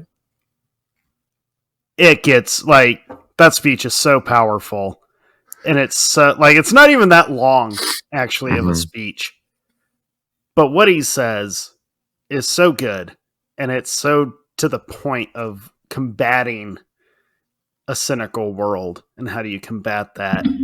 And I love this movie. I absolutely fucking love this movie. It's so good. It like Yeah. But I couldn't have it be lower on the list, because when I rewatched it I ended up watching it a couple times, because I was like, it just seems to get better to me every time I watch it. And it's like an older film. It's from 1996. And I think it's better these days than it was when it came out. It's a powerful movie. So Jerry Maguire. Yeah, I think as Tom Cruise has gotten older, most people remember him as just like an action star, and he's great physically and great, all of that stuff. But like in the 90s and 80s, he did a lot of very heartfelt and deep and kind of bizarre, like zany physicality kind of like comedic movies, and Jerry Maguire is maybe his best of the bunch. I definitely agree. He's great in that. Yeah, I'm not the hugest Renee Zellweger fan, but she's the overall story and all of the characters, they're great. Yeah, and the little boy. Oh, God damn. Yeah, he sells it. If he doesn't melt your heart, then I pity you. Yeah, that's absolutely true. Yeah, and I relate to that. I don't have it on my list, but I relate to that in the sense that I was very close to putting another movie written directed by Cameron Crowe on my list, which is Elizabethtown. Okay. And he did both of those movies, wrote and directed them, and it's a very similar kind of thing where it's like comedic, but also very serious, and also very romantic, and also very. These kids are very fun and cute and poignant, and there's a lot of crossover. I think they're kind of dark in ways. Yeah, it's great. Okay, my number 3 then is potentially the greatest love story ever told. At least that's how it's heralded. Not what you're thinking of. I can tell by your stupid face that's exactly what you're thinking of. Mine is actually, you will agree, I think, is a great movie, and from the perspective of the story it's told, it is the greatest love story ever told. So my number 3 is The Princess Bride, which I know you like and wouldn't make that face about. I do love that movie, though. I used to tell you're so depressed. You're like, God, that stupid face. That was the best.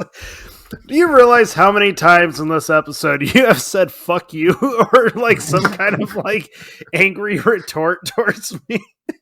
Well, yeah, you deserve it. So I haven't said anything wrong as far as I know.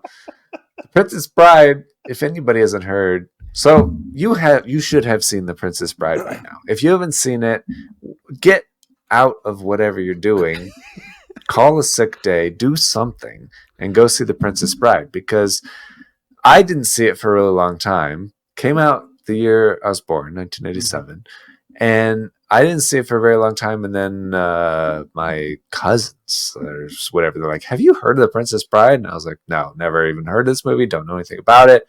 They knew all about it. They loved it. They quoted it constantly and were obsessed with it. And then as soon as you watch it, you kind of understand, of course you're obsessed with it. Of course it's incredible, because it's fun, it's funny, it's romantic, it's just perfect on every level, every character, every story, all of their arcs and motivations and everything is just perfect and so entertaining. It's one of the most perfect movies that I think will always stand the test of time. Not just the romance between Buttercup and Wesley.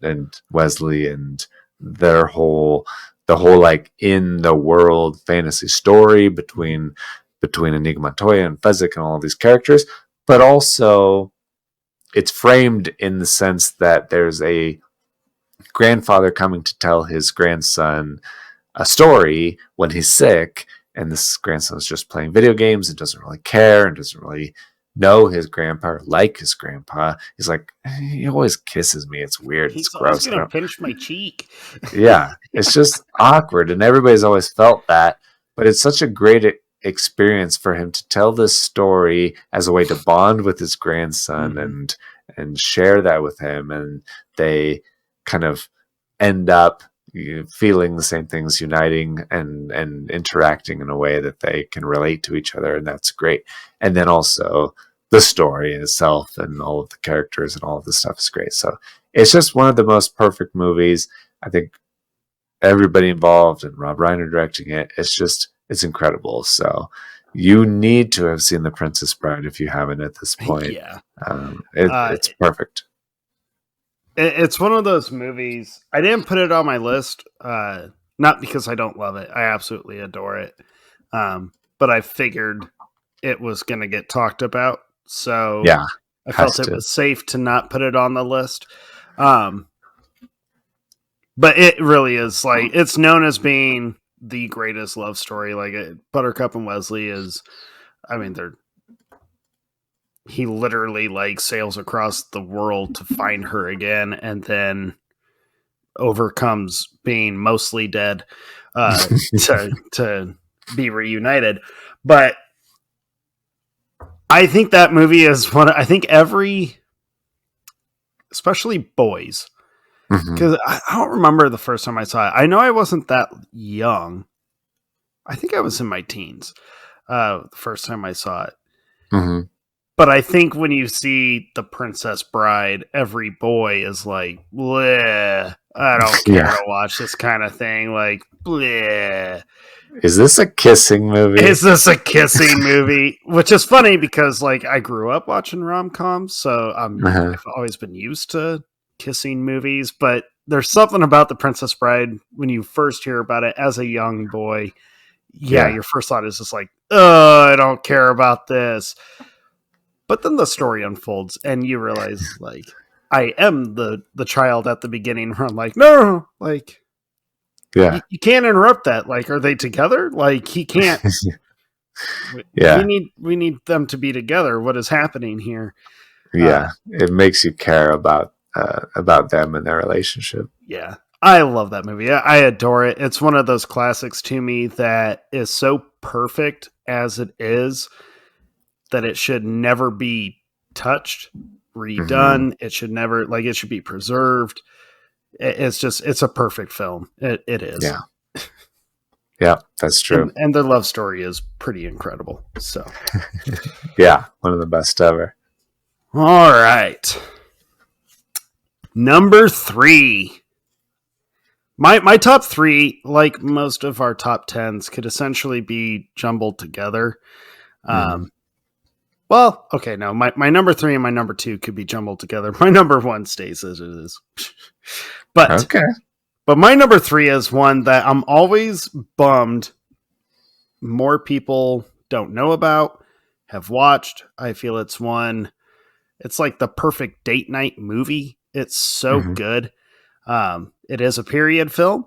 So it's like set in the old times. So if you like those costumes, the wardrobes of all that, it's right up your alley. It's also a different take on a classic tale, but I think it's done better than the classic tale. It's like the best telling of this story. I did not mean to have Drew Barrymore show up twice on my list, but when she pumps out a movie like Ever After, this movie is incredible. And every time I watch it, I'm always just like, this is possibly one of the best romantic, like, it just is. It's the best version of Cinderella. Drew Barrymore, I think it's my favorite role of hers ever.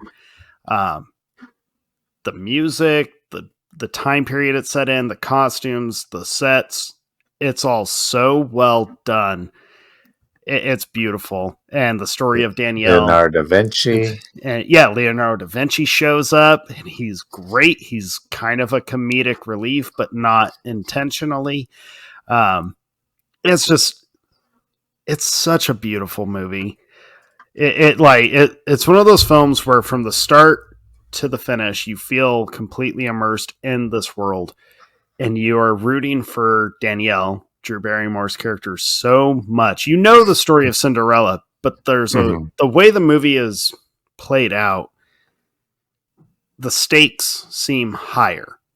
There's more emotion to it. And Drew Barrymore's kindness and perseverance for just life and just being good, to have that combat Angelica Houston's portrayal of the stepmother is like, I mean, it's so well done. And Angelica Houston is, man, when I was rewatching it, I was like, do I need to rethink our top 10 villain list? Because she's up there, I think. She's definitely up there. There's so many times where she's cruel, and then there's just the hint of being like, she could be good. She could care about you. And then she takes it away. She's not.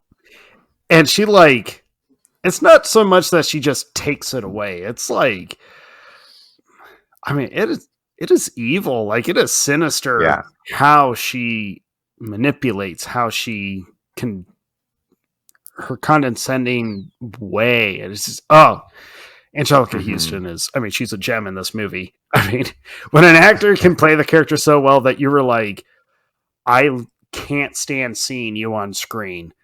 you're doing a good job. So like your character came out well. But Ever After, it's another one I think more people should watch. It's like the perfect date night movie. It really is. I mean, it fuels love. You feel elated by the time the movie concludes. So it's just, I thought it was going to be a little bit lower on my list, and then I rewatched it and was just like, nope, this thing's way up there. It's one of the only movies that I was 100% confident would be on your list because I know how much you love it. I know you love it so much, and with good reason. I love it too, for sure. But I was confident in leaving it off and leaving an honorable mention because I was like, "We're all absolutely going to talk about it," and so we shall. It is the kind of movie that I feel like, if you told me, "Hey, you want to watch a movie that's based on Cinderella and it stars Drew Barrymore?" I was like, "No, I don't give a shit about that." But then you show me Ever After, I'm like, I love this movie. Just the way that it's done and the way that it portrays her and her relationship with her evil stepmother and stepsisters and all stuff, but also the context behind it with her relationship with her father and the love she had for him and the books he showed her and all this stuff. And then her relationship with the prince, even though not really meaning to have a relationship with the prince, and then throwing in Leonardo da Vinci and all this stuff. It's so fun and so interesting and so sweet. It's a great telling of that story. Great job of kind of bringing to light, or just kind of not even bringing to light, but like no metaphors, no hints. She flat out calls the prince out on, don't you want to strive to be better? And I think that's such an important trait in like partners, is someone that's going to challenge you to grow. And a lot of the things that I saw, kind of realized, I mean, most rom-coms are going to share this, but the way this movie does it is just, it feels like there's, well, I said it earlier, the stakes are higher. So it feels like there's something deeper to it. And him, everyone knows the story of Cinderella, so I feel it's not a spoiler, but in a way, but his realization of how much he actually is in love with Danielle, it's one of my favorite scenes in the whole movie, because it's just like, when love is so grand, you can't help but kind of like laugh out of elation. It's so good. And just kind of like, it's Ever After is, fucking go see it, people. If you haven't seen it, watch it. Yeah, it's great. It's absolutely great. I'll co-sign that. Okay, my number 2 is, so we're getting in a lot. I feel like a lot of my movies before have been like rom-coms and high on the comedy and less on the romance. I feel like my top 2 are much more serious romance side of things. And also I feel like, I mean, I brought up Rachel McAdams before when I was talking about Are You There, Goddess? Me Margaret. It's not the movie you think it is. Stop making that face. God damn. I brought up Rachel McAdams before. I feel like she's been kind of around this episode because I've talked about her, and she's in season 2 of True Detective. I talked about True Detective before. She's in Are You There, Goddess? Me Margaret? But she's in this movie too. She's in The Time Traveler's Wife. Oh, okay. 2009, which is one of my favorite romance movies, because you know me, I like sci-fi, complicated time travel stories. You do. And this is that, but with some love involved as well. And so The Time Traveler's Wife is such a great story where Eric Bana plays this guy who has this very bizarre affliction that he will randomly and occasionally travel through time, forward or backward, to a spot, be naked when he does it. He's like the Terminator in that situation where he gets there and has no clothes, no idea where he is, no idea what he's doing, no idea how old he is in that situation, and then has to kind of make his way through life for as long as it lasts. And then through that time, or through all these different time periods throughout his life, he kind of jumps through time, ends up meeting this girl, Claire, played by Rachel McAdams, and meets her when she's older, meets her when she's younger, meets her at the time he's supposed to meet her in normal life in college, and ends up falling in love with her, forming a family with her, having kids with her, and then kind of continues to have this problem where he travels back and forth in time. And the way it's told, the way it's shown to you and unfolded through the course of the movie is just one of the most beautiful and sweet things I've ever seen. It's beautiful, and it tells the story of their love and their connection in a way that transcends time and space and anything. It's one of the most. It reminds me of Interstellar, when at the end, when Anne Hathaway is talking about how all the different inadvertently spoil movies. Well, if you haven't seen the end of Interstellar by now, you should have. It's not even. I guess it's a spoiler. It's just the fact that Anne Hathaway talks about love is one of those forces like gravity or anything else that isn't controlled by time, isn't limited by time like all of the other forces are. And so love, like gravity, is like that. And this movie is exactly that. And so if you haven't seen The Time Traveler's Life, I highly recommend it. It's one of more than one movie about Rachel McAdams being in love with the guy who travels through time, because she's also in About Time with Bill Nye and what's his face, the other brother from the guys from Banshees of Inisherin, Gleason, what's that other guy's name? About Time. I'm rambling, isn't it? By Time. Dom Gleason. Okay. Gleason. He is also in that movie with Bill Nye, and he also kind of travels through time. So. Which is also really good, but I don't feel as good as The Time Traveler's Wife. So I love this movie. It's beautiful. It's sweet. It works on so many levels, not just as a romance, but also his relationship with his mother and getting to know her and her music. And it's so beautiful and so lovely. So if you haven't heard it, you should have. I had every intention, because I know how much you love that movie, and you have told me to watch that movie so many times. I had every intention of getting it watched before this episode. Okay. But I ran out of time, ironically. I was unable to get it watched. I kind of wish I would have watched that rather than like Poor Things, Saltburn. Yeah. You will highly more likely like I'm it. Sure I would.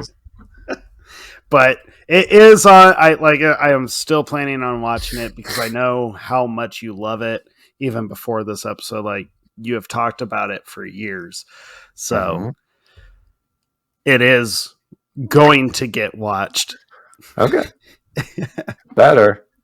All right, my number 2 has some very funny moments in it, but the movie is not focused on the comedy. In fact, it's probably, of my whole list, dare I say, both of our lists, it might be the most honest portrayal of love in terms of it being misguided,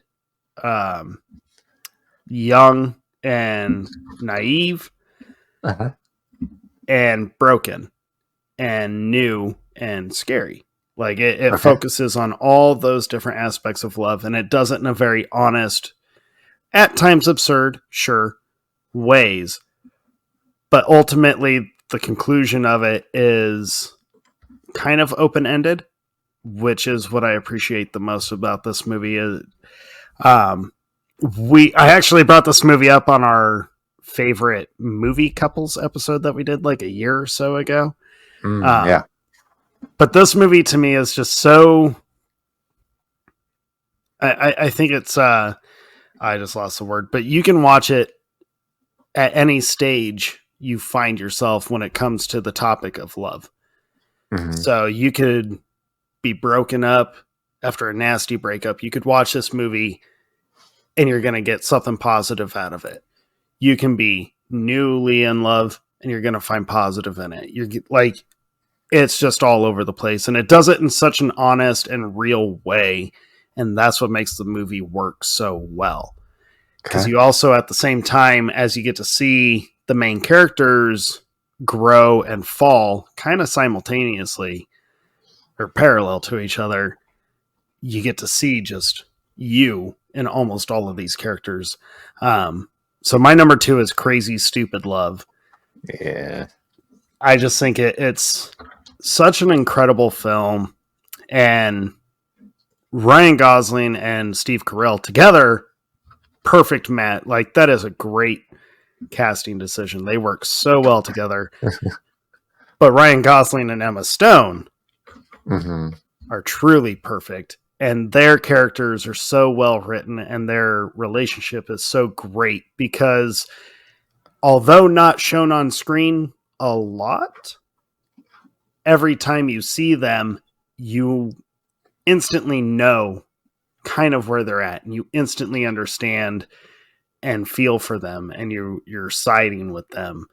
And it's just such a cool story to watch everyone kind of learning as they're going. And it's there's misguided stuff, and that's the funny parts. But what ultimately sold me on this movie being so high up on my list, I think every guy at the end of the day, or every person at the end of the day, is gonna like the idea of doing something, some grand gesture in some form.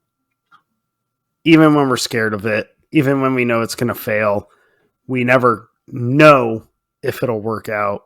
But just the fact that love is going to drive you to do some ridiculous things, that's kind of beautiful. Yeah. In a scary way. So I love this movie. Absolutely love it. Yeah, it's a beautiful, it's a natural and unfortunately rare combination of the comedy of Steve Carell and Ryan Gosling together. Yeah.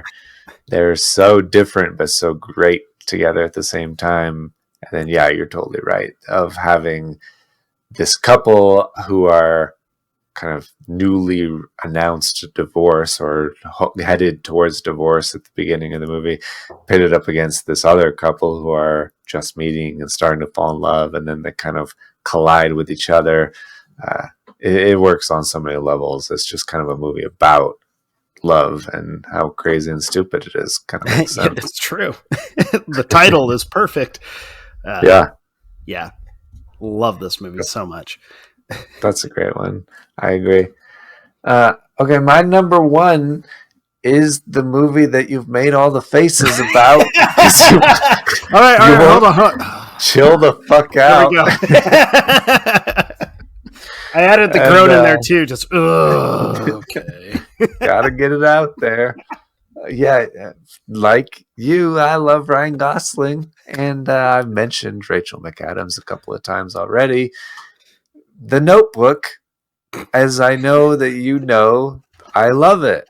And I know that you don't love it. I know you watched it at my behest and still didn't love it. But I didn't hate it. Okay. It was okay. I didn't hate it. Yeah. It's better than not hating it, in my opinion. It's weird, though. I have seen people online start to be like, well, this movie is a little problematic in ways, and their relationship, and you're not wrong. I get it. That to you too. I get it. I mean, I totally agree. Mostly on the girl side. I think that Allie is a walking red flag, but walking red flags deserve love too. And I think that the part of the reason I love this movie is part of the reason I love Hitch so much is because the male perspective is, I almost said superior, and we were going to get letters if I said that. Be bad. No, the male perspective is important in the sense that it's about Noah's love and commitment and unending love for her. That even though she moves away, even though she goes to college, even though she gets engaged to another guy, and all this stuff, he never gives up. And I've spoiled a lot of movies on this episode. I don't want to spoil The Notebook, but to say the ending of The Notebook and the whole premise of The Notebook is that he is always there for her, even through the point of going through all of their lives and having these children and starting over again. He will always try to woo her and end up with her and all this stuff. It's kind of a 51st date situation, if you know what I mean. So The Notebook, I also have to admit, I've seen this movie 100 times, cried a couple of times, and I'd never really understood or even thought about what the title of the movie means, and I only just recently realized that the name. I mean, because I'm like, The Notebook is the name of the movie, and then I was like, there isn't even a notebook in the movie. I don't understand. And I was like, oh wait, no, The Notebook is the book that he tells the story from. It's embarrassing. Never mind that. It doesn't matter. But I love Ryan Gosling. I love Rachel McAdams. I love James Garner. I grew up with James Garner. James Garner he's in all of the like great movies that I loved as a kid, and Gina Rowlands is great too. So their whole relationship, their whole dynamic, one of the things I love about love and romance and the whole falling in love and being in love part is I don't know if this is a dude thing or a male thing, or if it's just me because I'm a weirdo, but I feel like the pain of it is important. Fucking and masochist. Like maybe not like no, but I get what you like mean. I get what you mean. Like maybe it's like I said before with Casablanca, like the unrequited love even as well is if it's not returned or it's not what it should have been, maybe it's the Hitch thing of like, I want it to be this thing, but it's not, or they don't. That girl that you've dreamed about thinks you're a loser or whatever. Like there's that thing of like really wanting it to be big and want it to be great. And The Notebook is incredible because it's about not giving up on that idea. Mm-hmm. And then eventually it is. And so I think that persistence and that excitement and that not giving up, even though it's painful, is the beauty of the story, I think. So that's why I love The Notebook. I get what you mean. I think it is kind of a guy thing. So I've thought of this topic for a long time. Okay.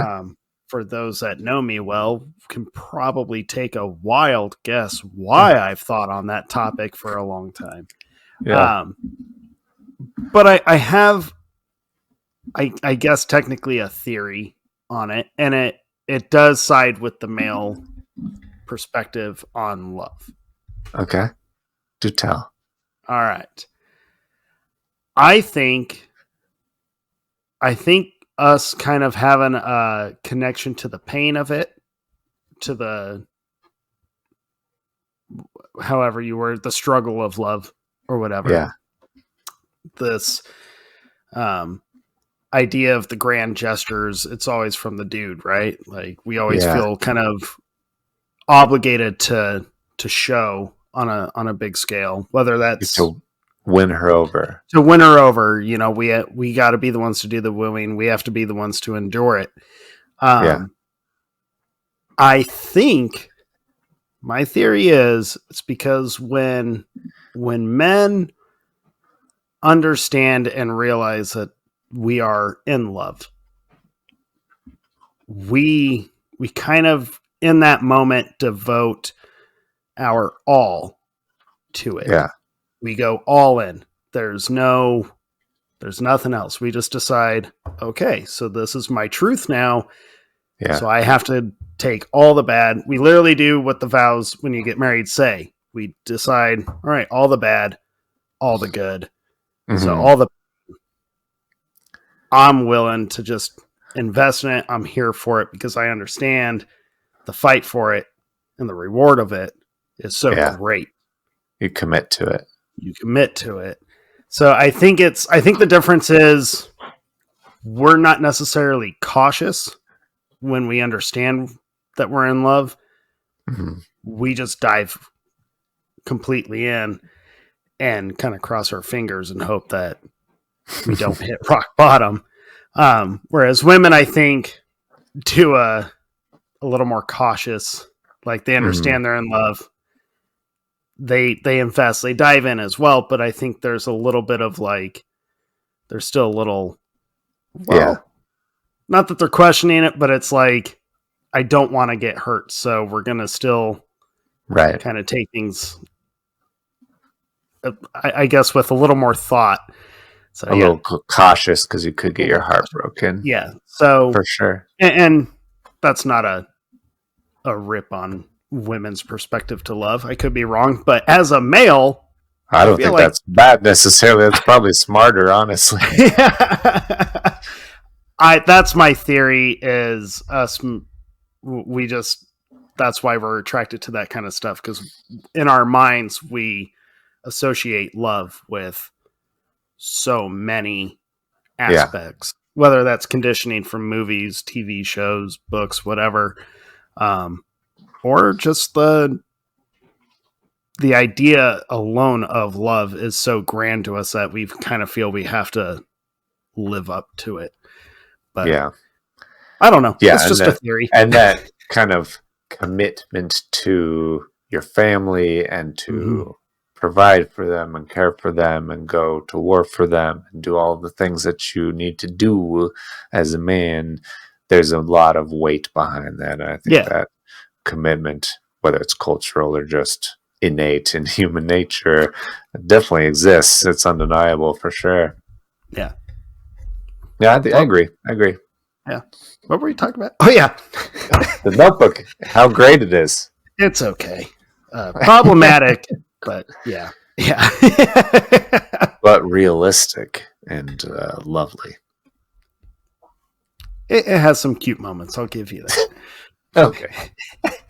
What's your At least I favorite don't hate it. romantic? At least I don't hate it, right, Jake? Come on, give me That is true. I appreciate I that. didn't hate it. I just like to egg you on a little bit because I know how much you fucking love it. All right, my number one. Man, I was like, I could kind of interchange my number one with only her movies, a handful of her movies. Mm-hmm. But when it comes down to it, it's like it has to be. This is the foundation of it, of my infatuation with this actress and her movies. Like, it's one of the sweetest, if not the sweetest movie ever made. You always feel warm and fuzzy on the inside. It's so quirky, but relatable. It's weird. But While You Were Sleeping is my number one.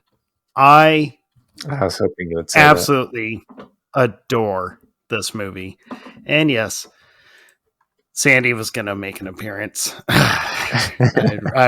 Sandra Bullock is the best. Sandra Bullock is the best. Like I love her romantic films are all great. Hope Float's incredible movie. The Proposal, hilarious, incredible.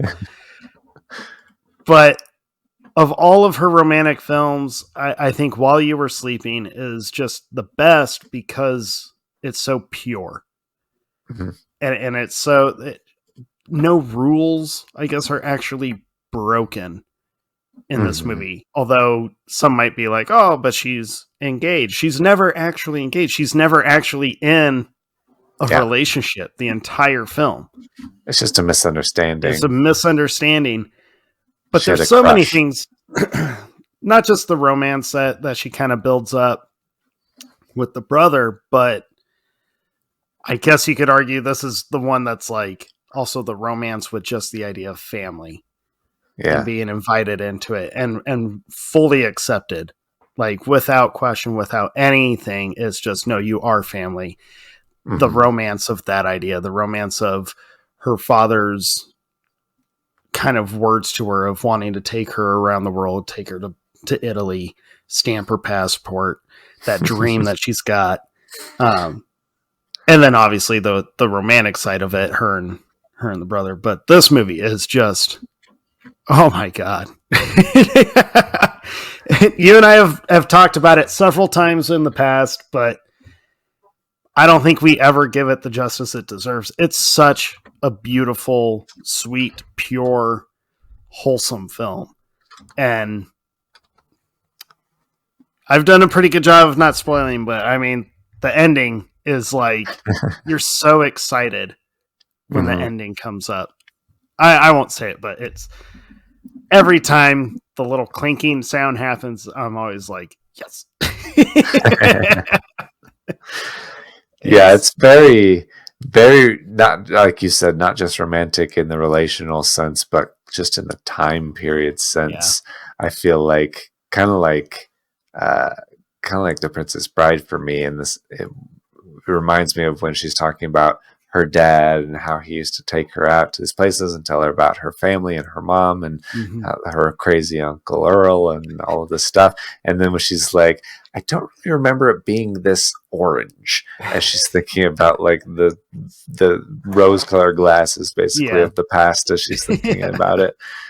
It's such a sweet movie, such a sweet story, and yeah, it's a great story about their relationship and developing a relationship, but it is very much about the actual family and holiday around Christmas and New Year's and feeling alone and her finding a place that she's accepted, I guess, filling that void in her life of feeling alone. The movie is like about fulfillment and kind of not finding fulfillment, but being invited into it. And that's so huge. And all the aspects of like romance with that fulfillment and the family and, you know, obviously the brother. It's just, it's like a full circle kind of movie to me.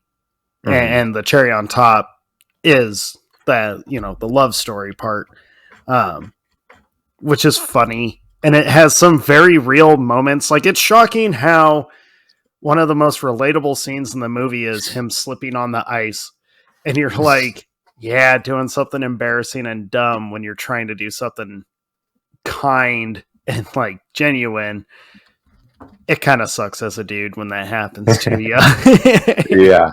Especially when you're trying to look cool or right. Play it off cool. And it's just, this is a movie I think I will probably still be loving, quoting, watching up until like all said and done, right? It's just, I adore this movie so freaking much. Yeah, so. Absolutely. All right. There you go. Our top 10 romance movies of all time. Woohoo! Honorable mentions. I have a handful. I actually had a big long list of ones that. So did I, but I'm going to narrow it. Don't worry. Yeah, me too. I mentioned, I think in our very first episode, True Lies, partly as a joke of it being an action movie, but also sincerely, I do enjoy the married interaction between the two main characters and Arnold, and they're the way they.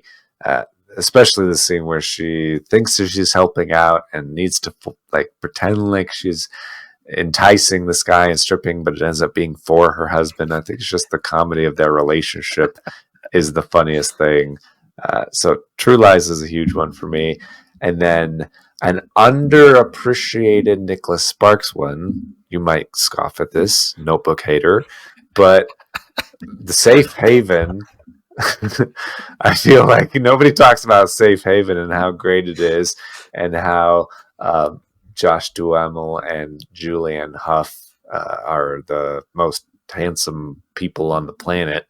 I don't know how Julianne Hough hasn't been in more stuff. I think she's focused on like a dancing career, but she's great in this movie. Kobe Smulders is also great in this movie from How I Met Your Mother fame, and it's just about a lady who's escaping a guy. I was going to spoil the movie almost. She's escaping a guy. You find out some stuff. It's a great story. She lands in North Carolina. A lot like The Notebook, there's a scene where she gets invited out into a canoe and they row their boats on the bayou and it starts raining. Same exact thing as The Notebook, but the rest of the movie is very, very different from The Notebook. Okay. And I love Safe Haven because not only is it underrated as being great, but also Nicholas Sparks movies are notorious and cliche for a main character and love interest in the movie dying and tugging at your heartstrings. Doesn't happen in this movie. Spoiler alert. This movie breaks the trend, breaks the stratosphere. It's a great movie. I love Safe Haven. Another movie, 5 Year Engagement, with Jason Segel and Emily Blunt. They play a couple who got engaged and then kind of life happens and their engagement starts getting drawn out longer and longer and longer and their relationship gets stressed more and more and more. It's a great movie. They go to the University of Michigan. She is a doctorate there. That's a good part of the movie, but also really funny movie. I think it's from the director of Forgetting Sarah Marshall. So same sort of style. Yeah, same it was same comedy. writing team, same director. So very fun, very funny, but also good, solid romance movie overall. And Alison Brie plays Emily Blunt's sister, and they're really funny and unique. Chris as Pine a couple. is in it. It's yeah, great movie. And then you've brought it up many times. 13 Going on 30. I love 13 Going on 30. Couldn't fit it on my list. I also rewatched it. The romance side is a little thin, so I felt like it didn't quite qualify for this episode specifically, but I do love the movie overall. I think that to explain the whole concept of her and growing up, realizing that her best friend, she actually loved him, going back, it's a little thin. Now, the romance is not what the movie's really about, and that was kind of why I didn't have it on my list. Yeah, I think that's about it. I had other ones that I've had on other lists, like the comedy episodes, Forgetting Sarah Marshall, Wedding Crashers. Wedding Crashers probably the funniest rom-com of all time. Follows the exact same formula, but also hilarious. I'm very shocked you didn't have 50 First Dates. I was very positive you were going to have that. It's a wonderful film. Good. So good and so sweet. But yeah, I didn't. I'm very surprised, but all right. Well, you took one of mine, you bastard. It's okay. I would say one that I feel has kind of gotten lost in time, but needs to be revisited is Benny and June. I think it's from 1994. 1995. I've never even heard of this movie. Early Johnny Depp. It's about a mentally challenged woman named June and her brother Benny who live together, but they meet Johnny Depp's character. He kind of inadvertently comes into their lives, and he doesn't have mental issues. He's just very odd, and him and June build up a really sweet, very kind of natural connection that it doesn't get like, there's no forced conflict between them like most romantic films will have. There's a very gentle kind of quiet romance between the two of them. It's wonderful. So Benny and June, I had this on my original list. It didn't make the cut on this one, but it's still worth noting because it's fucking hilarious and it's a little unconventional. But So I Married an Axe Murderer is fantastic. The whole movie is about new love and kind of it growing and then getting mixed up into a nationwide serial killer case. Yeah. Very funny. Mike Myers plays like 3 characters in it. It's delightful. Yeah, he carries it. I mentioned it earlier when I was talking about Sandra Bullock, but Hope Floats is such a beautiful film. Takes place here in Austin in the 90s, so it's a little bit different. But that movie's story of her being publicly embarrassed and her marriage being publicly destroyed, and then her kind of being forced to try and like restart with her young daughter who doesn't understand anything that's going on. And then Harry Connick Jr. plays Justin, who he's been in love with her since they were kids. So he's kind of like the friend from the childhood friend. But he kind of like gets her to start getting out, and he kind of starts telling her and teaching her and, that there's more to life even after, kind of disaster. So it's an awesome movie. Very beautiful, very cool film. Also, is Gina Rowlands from The Notebook, if anybody was keeping track. God damn it. She plays her mom. She does. She does. And then I can't believe neither of us brought it up. It's such a cheeseball movie that we both totally understand, makes no sense, and is ridiculous on every aspect. But The Lake House is criminally underrated. I completely agree. I feel like I get shit for it because people are like, oh, it's trash. But it's not. It's great. It's not at all.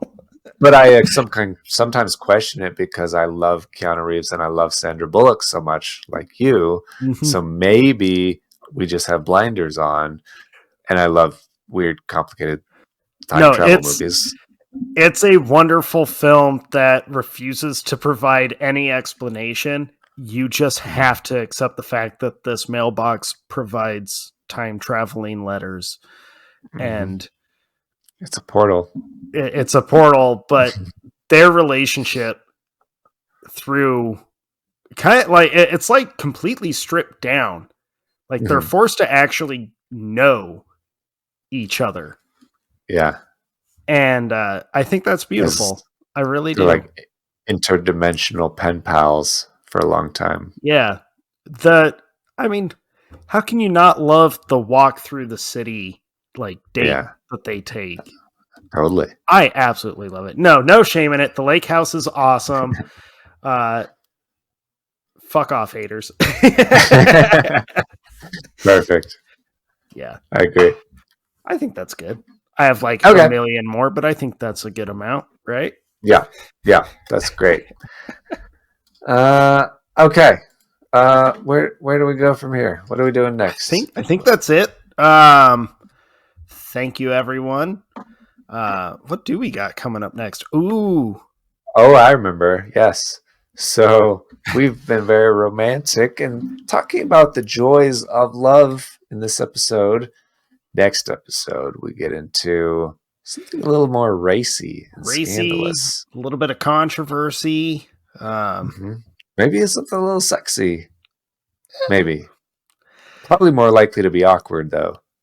More likely to be awkward, but yeah, so we're going to be talking about kind of the history or the use or general dynamic.